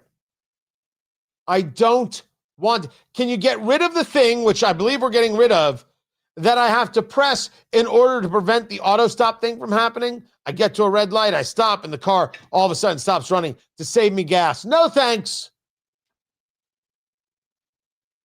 Am I the only person who turns that off every time they're in the car? It's so awful. There are these things that we do, and oh, look at how we're keeping people protected. We're not keeping anybody protected. No one's protected. Silly. It's all pretend. There are so many things we can get rid of and lower the cost of a vehicle.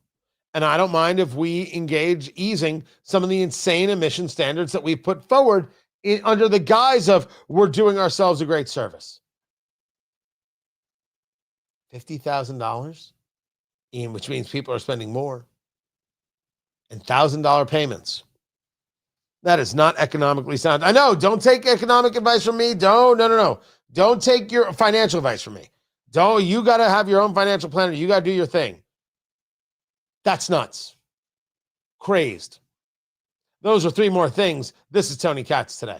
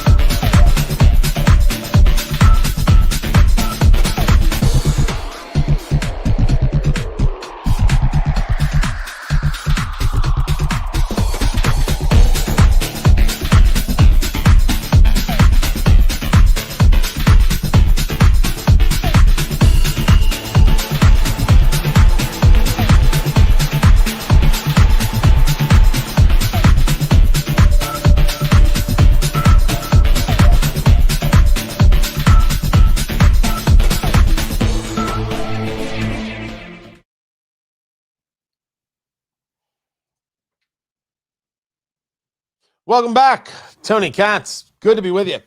That's President Trump, not yet at the podium. I am going to have serious words with him.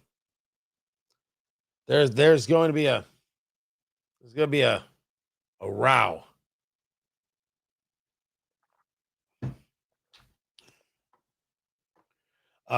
Landon, producer Landon, was asking me if he's ever this late. This is certainly different.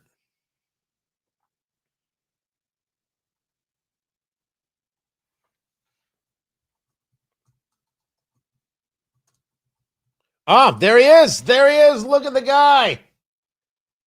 You know, this is the anniversary, first anniversary, January 20th, and it's been an amazing period of time. We have a book that I'm not going to read to you, but these are the accomplishments of what we've produced. All page after page after page, individual things. I could stand here and read it for a week and we wouldn't be finished. But we've done more than any other administration has done by far in terms of military, in terms of ending wars, in terms of completing wars. Nobody's really seen very much like it. I think it's appropriate that because Minnesota is so much in the fray, and I say to my people all the time, and they're so busy doing other things, they don't say it like they should. They're apprehending murderers and drug dealers, and a lot of bad people. And these are just some of the more recent ones that we have. And I can show you some of the people, vicious, many of them murderers. These are all out of Minnesota, just Minnesota. I say, why don't you talk about that more? Because people don't know. Do you want to live with these people? International murder. These are people that are living, they're apprehended and either put in jails in their country from where they came, and the countries respect us, and so they actually put them there. In the old days, they didn't respect our country. Biden wouldn't do this because he let them all in. You know, if you didn't have open border policies of Biden, none of this, all of the time that we spend talking about Minnesota and everything else, most of them are coming from out of the country. And it's been caused by a previous administration. Look at this, one after one. Boy, these are rough characters.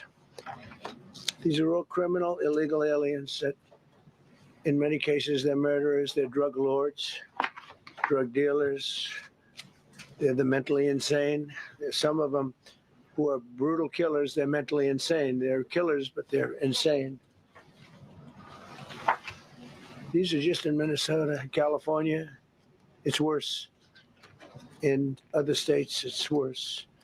No, Minnesota, the crime is incredible. The financial crimes are incredible.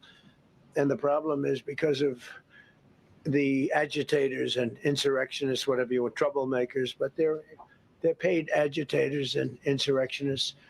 Nobody talks about the fact that $19 billion at a minimum is missing in Minnesota, given to a large degree by Somalians. They've taken it.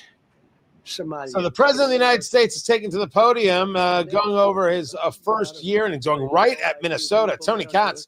Tony Katz today, good to be with you. More of President Trump at the White House speaking. He'll be taking questions from the press. They come from here. They have no money. They never had money. They never had a life. They never had a government. They never had a country, because there's basically no country. Somalia is not even a country. They don't have anything that resembles a country. And if it is a country, it's considered just about the worst in the world. They come here and they become rich and they don't have a job. I was told that Ilhan Omar is worth $30 million. She never had a job. She's a crooked congressman. So here is another one. Just showing. And I have, oh, by the way, paper after paper, people that have been arrested, these are all involved in crime, ICE is doing. Who they've captured in Minnesota. And it's a dangerous job. These are rough. These are rough people. Weapons. This one here is very bad. Someone said in the I'm chat room going that he through sounds this because I tired. think I we don't have know if plenty that's of true. If time. that's just the I'm microphone. going to beautiful place in Switzerland where we'll be. I'm sure I'm very happily awaited for. Talking about heading out to In Davos for the World Switzerland, they don't Economic know Forum. about this. They don't have this problem. They have other problems, but they don't have this problem. Look, One after killed another. He's just somebody. people who've been arrested. And People these who are are rough here people. illegally. These are not. This was all allowed into our country through open borders. These dumbest policies. You know, men and women's sports is dumb, but to me, having an open border for the world to come in, drug dealers and prisoners. Venezuela, as an example, opened their prisons into the United States. That's why one of the reasons I felt so strongly against Venezuela. Now I'm loving Venezuela. They've been working with us so well. It's been so nice. And an unbelievably nice woman also did a very incredible thing, as you know, a few days ago. We're talking to her, and maybe we can get her involved in some That's way. I'd Maria love to be able to Machado, do that. Nobel Prize winner, who gave her medal to Maybe Donald we can Trump, do which that. is But we're allowed dealing under with the Nobel people, rules. invented the president. And maybe she And will all now of the be people leading the in country. Venezuela, Maybe the and moves we've are underfoot to doing get the great. The Maduro oil regime out. companies are getting ready to make massive investments there. They have more oil than even Saudi Arabia. There you go. These are real.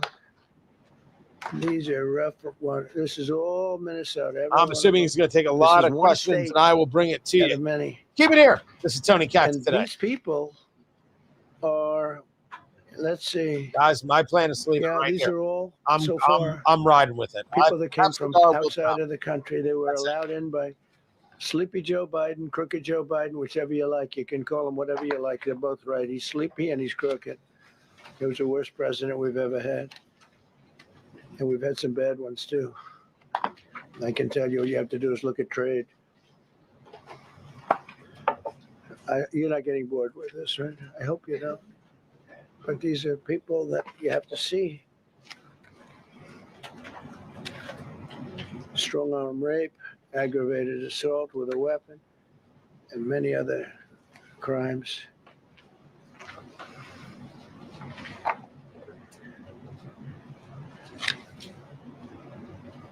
Gang member, known as one of the toughest people around. These are tough people. So this is what the people are trying to protect, because all ICE wants to do is get them out of our country, bring them to prisons and jails and mental institutions from where they came. That's all they want to do. They're patriots, and they have to be abused by guys like Don Lemon, who's a loser, lightweight. I saw him the way he walked in that church. It was terrible. I have such respect for that pastor. He was so calm. He was so nice.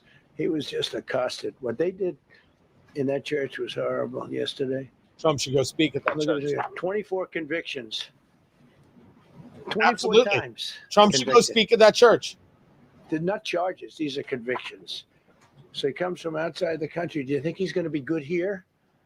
He's convicted 24 times. He's going to be good here, right? It doesn't work that way. He's a man murderer. One of many. One of many. All they want to do is get him out. They want to take him out of our country. And we're met with paid agitators and insurrectionists, troublemakers. They're paid. You know, when the woman was shot, I felt terribly about that. And I understand both sides of it. But when she was shot, there was another woman that was screaming shame, shame, shame, shame, right? You saw it. So loud. She was like a professional opera singer. She was so loud and so professional. She wasn't a woman that was hurt, like, oh, my heart's injured. She was a professional. She's shame, shame. She's screaming, shame, shame. I said, that's not a normal person. That's a professional. These are professional agitators and professional people that want to see our country do badly. But that's not happening because we have the hottest country anywhere in the world, despite this stuff. Look at this. All top of the line criminals. They're not going to be good. They're not going to be well behaved here. I could do thousands. We had over 3,000 in the last fairly short while. Just in Minnesota. What's the number, Carol? 10,000. 10,000 criminals arrested in Minnesota alone.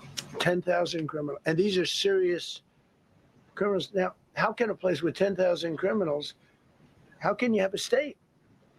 And yet they're fighting us. Yeah, I like that guy. Keeps nodding to me. Do you agree with me, I guess? I like him. I don't know who he is, but I like him. He keeps nodding. He says, you're right. He's obviously a little on the right side, maybe. Look. These are rough ones. So this, we just took this off a stack. We have many stacks like this. Like I could go 30 times what I'm showing you now.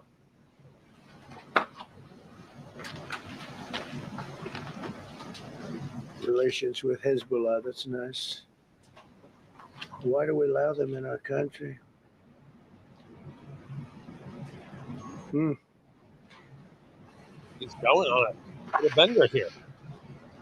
I'm just looking at these charges. It's just pretty incredible. Many murderers, many murderers, people that murdered.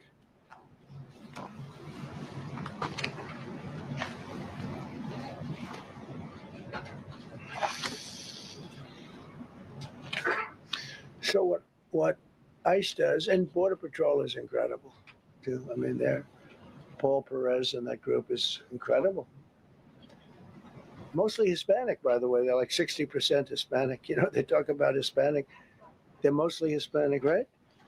And they're unbelievable people. And then they say, oh, we discriminate against. I love Hispanic. They are unbelievable. Entrepreneurial. They have everything. I did great. I did the highest. Nobody ever got numbers like I got from the standpoint of being a Republican.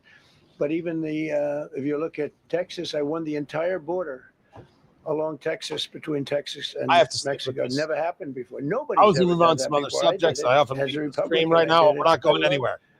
We're doing this. And they I'm going to talk a little bit until we get back to the radio show.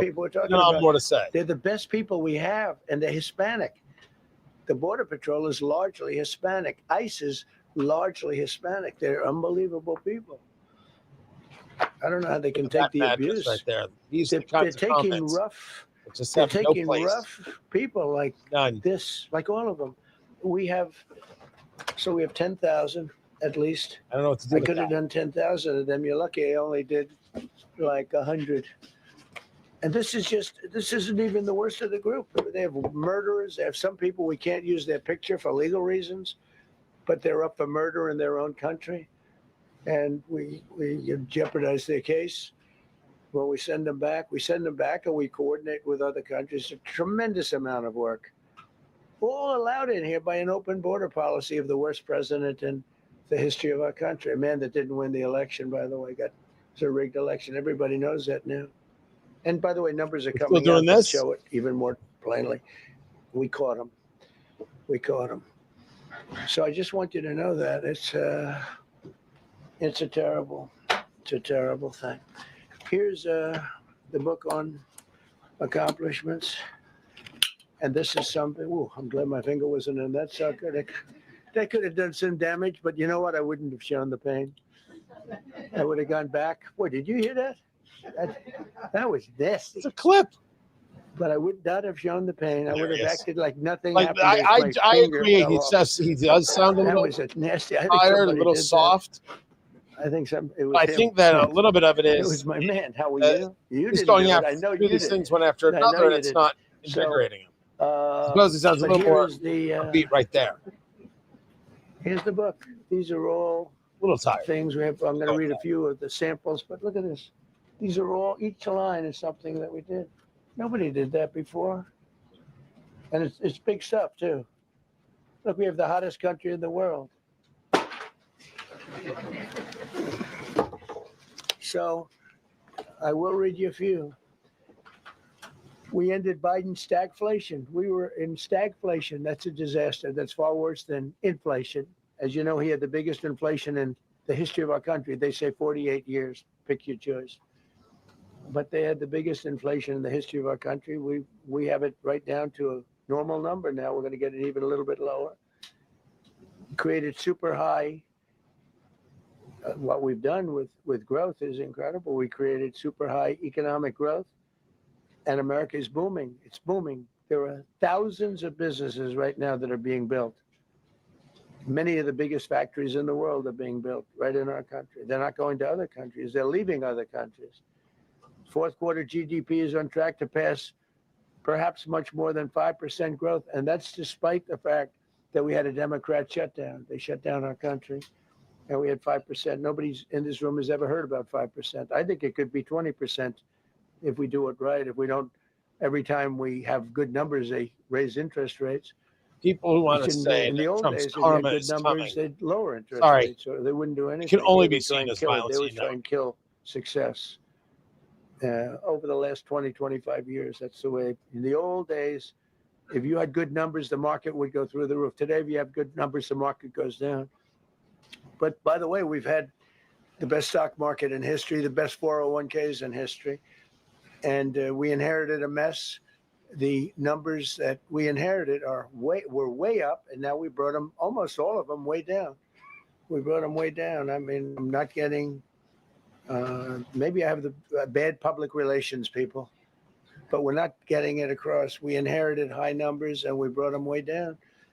And look at gasoline. They have places in the country now, $1.99 a gallon, $1.99, $2.30, $2.50. He listens. I guess the average now they're saying is $2.31. I mean, he was. We were right, and Steve Bannon was wrong. Was never thus. And he went back to the Trump formula, but he didn't do it properly, and he really went back. Come back to the radio show. You would have had $8 gasoline if they didn't, but he didn't do it properly. He had people that didn't know what they were doing. Core inflation for the last 3 months is 1.6%.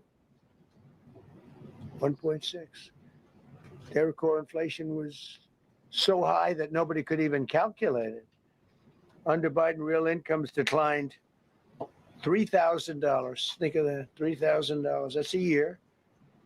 In 12 months, Trump real incomes went up by $2,000 and $3,000, and even in some cases $5,000.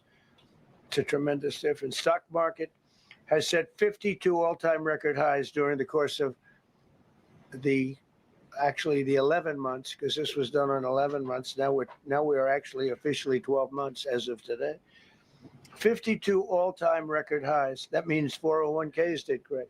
I have people see me all the time, policemen that guard us really well, and got to know them a little bit. And they said, "Sir, you're making me look so good. My 401k is through the roof." My wife, President Trump speaking to the press, I'm a financial genius, as he is known to do. He has come to the press briefing. Tony Katz today. Good to be with you. Find everything at TonyKatz.com. President Trump saying, "Hey, it's been a year, and aren't things awesome? Huh? Yeah, they're awesome, baby. Perfect." Well, they're not perfect, but he is touting how they're getting illegal immigrants off the streets of Minneapolis, and now he's going over the economy. He listens to the show. Scott Besson listens to the show. I was right. Steve Bannon was wrong. I'll say it again. You weren't focused on this enough. You weren't addressing it enough. You weren't talking about what's coming. You weren't talking about what's going right. And now he's saying, I don't have good enough press people, PR people, because we're not getting it through to people that we inherited a mess from Biden, and we've been cleaning it up. He didn't go in with that methodology. He didn't go in with that conversation. Now you want to bring it later. Hey, I'm just glad you're bringing something. And I'm glad that you're getting focused on things like gas prices, which have come down, and it's great. The president needs to pick two things to say we're focused on economically, and those things succeed. He has great chances in the midterms. But he is doing this press show, be taking questions. Welfare, I'm sticking with it. Going way up. If you look at SNAP, take a look at SNAP, what happened with that? It was at $7 billion, and it came out to over $51 billion. Nobody has ever seen anything like it. The past administration, they had no clue. Or they were really bad, but they basically had no clue. But they did have a concept. I mean, they're still trying to sell the idea of men playing in women's sports. You saw that in the Supreme Court.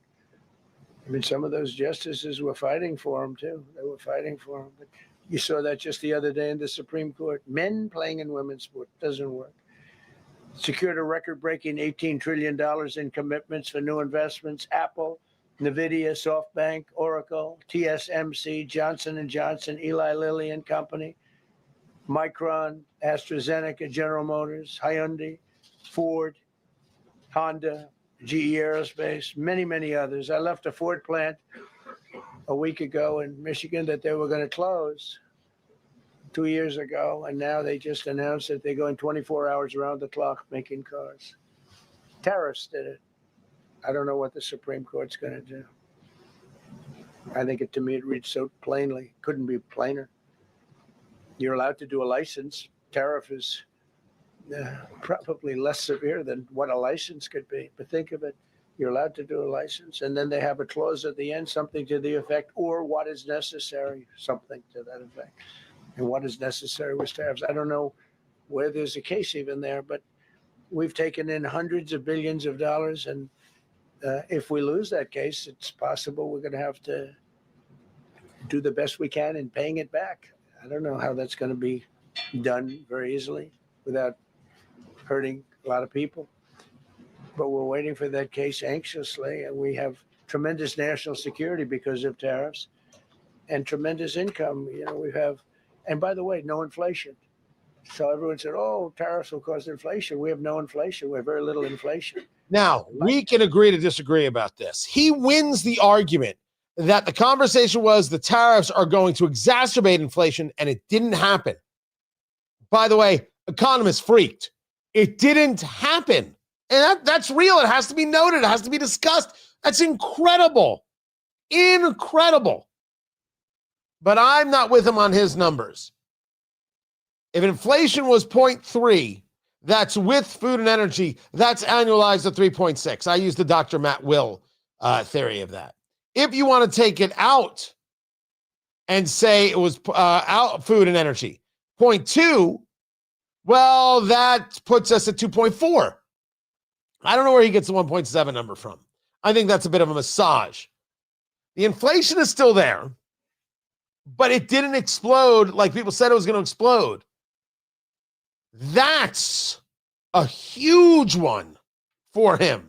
Very much helping him with the tariff conversation, even though, as you know, I can't stand the tariffs. A pill that was selling in London for $10 would Now sell in talk New about York for $130. It's 13 times.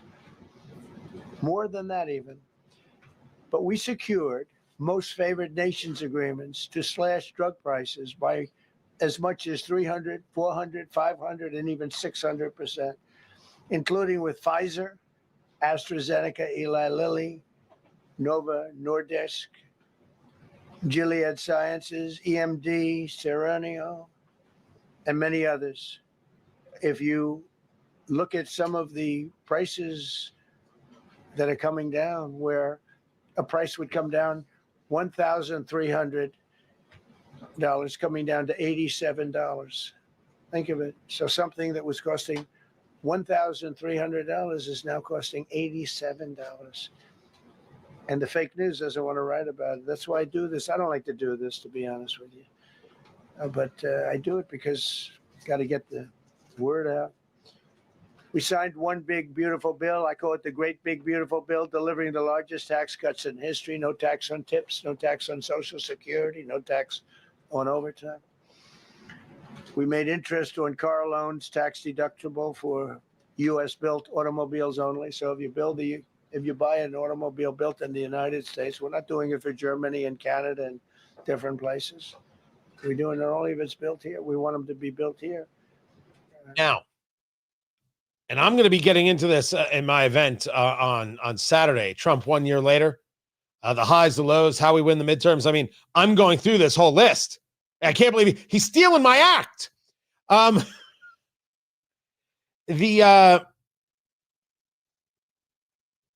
one big beautiful bill. It is kind of amazing how people didn't realize how much of the economic message that the midterms are dependent on were based on this. If you want to talk about bad press, you didn't know that from the One Big Beautiful Bill. Very few people did. I didn't get it at first. Everything. They put it all on this. They haven't messaged it well. And that's why he's out here doing this now. What did we say? We went on TV and we said we were Sean Spicer here and there. The president's got to be talking about this. Besson has to be talking about this. Getting aggressive about what's coming and why it matters and why the people are involved and connected. And now they're doing it. And I don't think it's too late. I just wish it would have happened earlier. And that's with all of the things we have to do, all of the people we have to put on the payroll to get rid of people that are murderers. Again, when you see people in Minnesota that are murderers, these people are fighting to keep them there. And I say to Christie and to Tom Homan, great people, they're working so hard. Look at the border. The border is now secure. First time, Biden said you couldn't do it. You need legislation. I had no legislation. I said, close the border. Within 1 month, we had almost nobody coming in. Now for the last 8 months, nobody came into our country illegally. And I find that hard to believe because you'd think somebody, because it used to be millions of people just poured into our country. And the people that do that are Democrat sort of aligned. So, I mean, they're not doing me any favors. We had nobody come in. We have a very strong border. We have very few people coming up. They're not going to make the trek because they know they probably won't be coming in. So it's not as hard as you think. But I didn't have to go back. Remember, they said we need legislation to close the border. They had millions of people coming in a month. Yep. We have nobody coming in, and we're getting the murderers out. Murderers, people from prisons and jails. Many countries opened up their prisons and dropped them into the United States. Those are the people we're getting out. And we have a lot of heart. I said, you got to lighten up on this. We have a lot of heart for people. They came in illegally, but they're good people, and they're working now on farms, and they're working in luncheonettes and hotels and all. And we're looking to get the criminals out right now, the criminals. And I think it's very important. I mean, every once in a while you see a story, we take somebody. He should be out because they came in illegally. So in theory, they should be. But we're focused on the murderers, the drug dealers, the mentally insane. We have a lot of mentally insane killers. I mean, you can't even talk to them. It'd be nice if you could have a little reason, but you can't even reason. These are seriously ill people. You have a couple of countries where they were loaded up. Their mental institutions and insane asylums were loaded to the gills. They couldn't get. They're empty now, but they're filling up because we're bringing them all back. We know where they came from. Good. And every country accepts them. You know, under Biden, they wouldn't say. They had so little respect that they'd bring them there, and they wouldn't take them. They said, "Get the hell out of here." They would be bringing a plane in to land in a country, and they'd put 5 planes on the runway so you couldn't land the plane. So they'd come back with the people that they were bringing back. They don't do that with me. They do that with And this is smart and valuable, and we should be returning people who are in the country illegally to their home countries.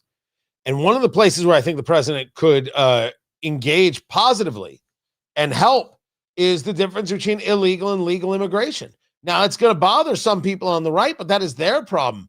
We want legal immigration. We want people who actually want to be Americans. We want to make sure we're bringing in people who want to be part of the American ethos and the American way of life. We should be picky, and then we should help people who really need the help. But the people who lie, cheat, steal, want to hurt us, want to harm us, and nations that want to do that to us, we owe them nothing, and we should give them nothing. We'll take the quick break. We'll come back to the press conference. I have to assume President Trump will still be talking. Just a guess there. Keep it here. This is Tony Katz today. Ran the country. This country would be Venezuela very quickly. Using tariffs slash the U.S. trade deficit by an incredible 77%. The trade deficit is down, and that doesn't include the last month where we had our best month. We slashed the trade deficit by an incredible 77% in 1 year with no inflation, something that everyone said could not be done. So we had essentially no inflation. In fact, the last month we had almost no inflation.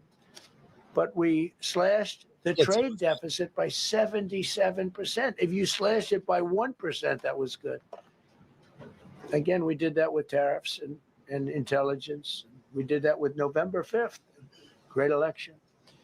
We secured historic trade deals to reduce barriers on U.S. exports with countries covering 40% of all U.S. trade. Think of that. American exports are up by more than $150 billion this year. People said, oh, we're not exporting. All we do is buy. If you keep buying, you're not going to have a country for very long. So we increased exports by more than $150 billion. Investment in American factories is up 41%. That's a record. Nobody goes 41% up. You go 2% up, 1% up. You go down by 3%. Investment in factories? If Kamala got elected, the 41% up would be 41% down. We removed over 270,000 bureaucrats from the federal payroll. That's another thing. So we have, we announce our unemployment numbers, call it unemployment or employment. And they were very good, but we could make them great. But we've slashed tremendous numbers of people off the federal payroll. Because ultimately, if you're on the federal payroll, I mean, we have jobs where they had 10 people for every job. So we cut. Now, if you want to see some good numbers, I'll hire 1 million people. We cut millions of people off the federal payroll. I don't like doing that, but the good news, I don't feel badly because they're getting private sector jobs and they're getting sometimes twice as much money, 3 times as much money. They're getting factory jobs. They're getting much better jobs and much higher pay. But all I have to do is say, like, what the Democrats do all the time. They hire 1 million people and then they hire another million. They load it up and it says, oh, they only have a 3% unemployment rate. It's a fake rate. So with us, we're proud of the fact that we cut so many because, again, I don't want to cut people. But when you cut them and they go out and get a better job, I like to cut them. And sometimes they have to be forced to do that because, it's like they want to stay where they are. They don't know. And then all of a sudden they end up, we have many cases, Karoline, where people were devastated. They hated Trump. I got caught from my very boring federal job where they had, again, sometimes 10 people to do one job. And they were very upset. And now they ended up with a job where they get paid 3 times more money. They're ending up buying houses. It's like crazy. So they went from not liking me to liking me a lot because it's hard to get. Oh, I don't know if they've ever really liked you. People. It's one of the reasons. I mean, it's just who they are. are. Have good people on the farm or good people in hotels and everything else. We want to work with them as much as we can. Under Biden, 1 out of 4 jobs added was a government job. Think of that. So 25% of the jobs added. Is that the right number? When you know that, that's 25% of jobs aren't real jobs. But again, I could do that. I would say it's 2 million possible jobs if not right now would have dead on accurate. I could say just hire some more people. I do the opposite. I say get rid of everybody that's unnecessary because that's the way you make America great again. When you have, all these jobs where people are sitting around doing nothing and they get a lot of money by the government, it's no good. But that's what the Democrats do. They show, oh, we were at 4% unemployment. That's a good number. But they just add jobs or they wouldn't cut. They would never cut jobs. The president continues there in the briefing room. Tony Katz today, live streaming YouTube. Just look for Tony Katz and subscribe. He's making an argument that, the left, they never cut anything. And if they wanted to juice the numbers and talk about how well they were doing in creating jobs, they would just do more hiring. Just create fake jobs, by the way.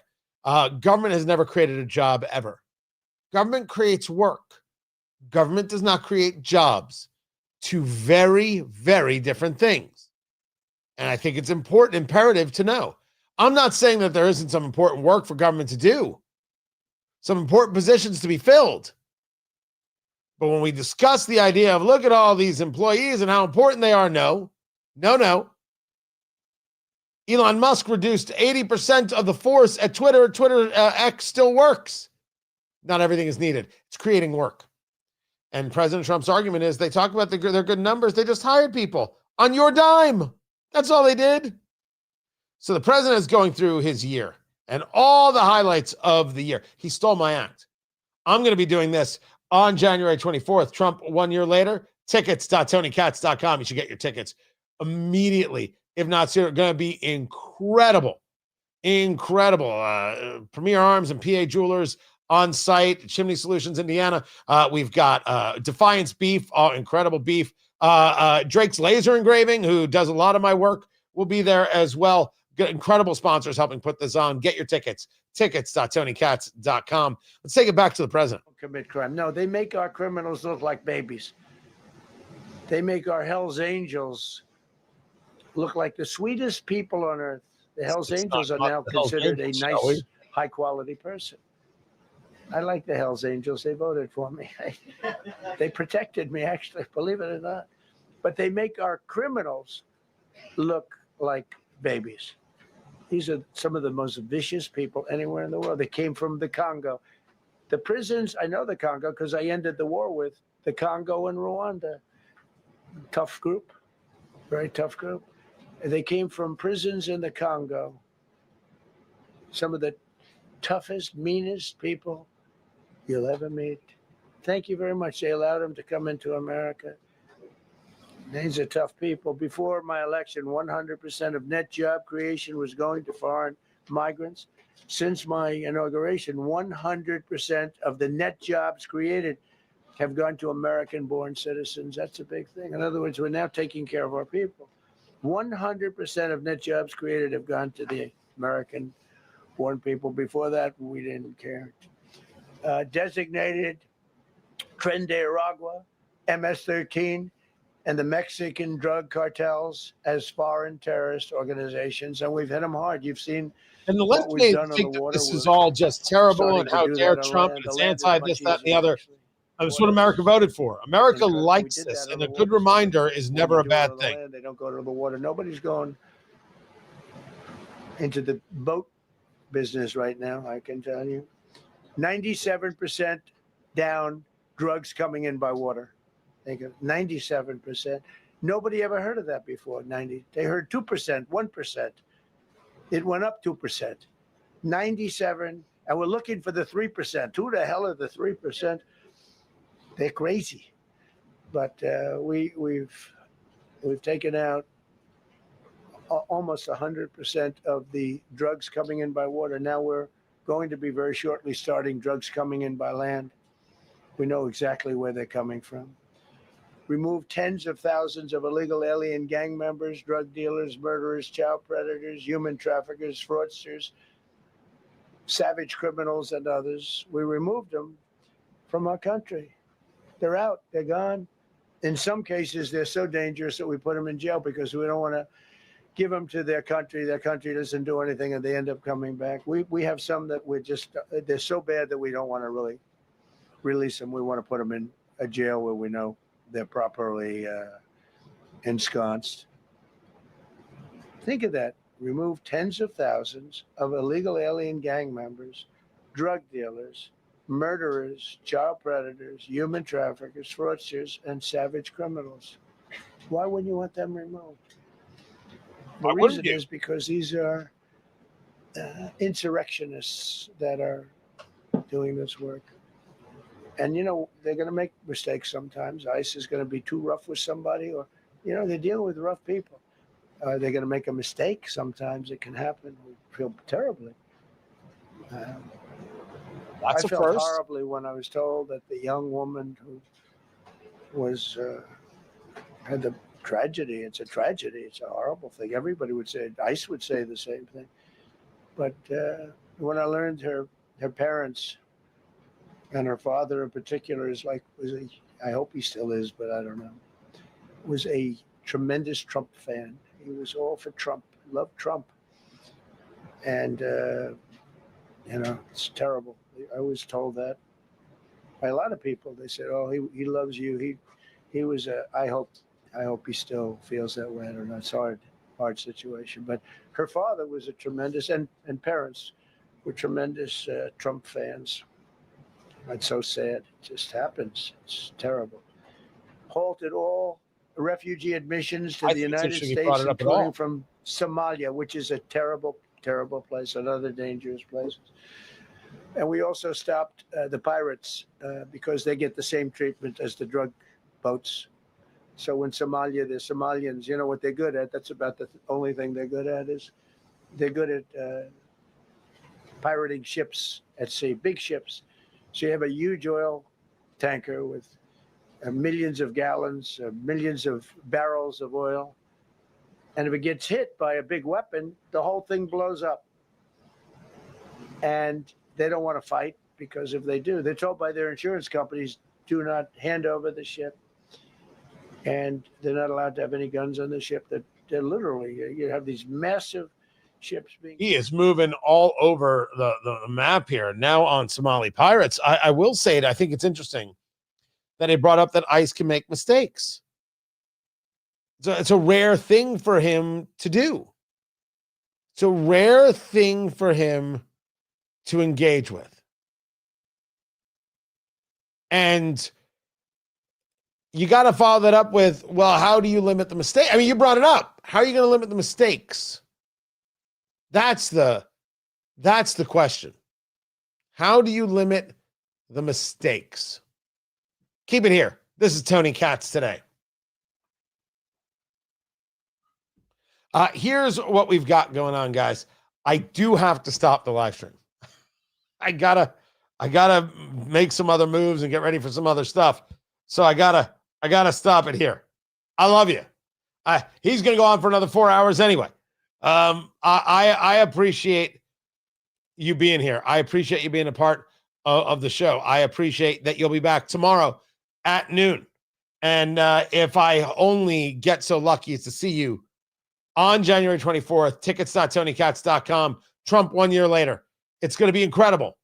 I'm going to do this, but it's going to be way more awesome.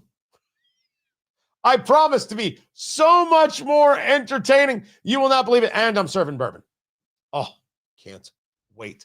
Tickets.tonykatz.com. Get your tickets. Guys, I appreciate you tremendously, and I will be back tomorrow at noon. I hope to catch you then. I appreciate you. Can't thank you enough. I'll catch you later.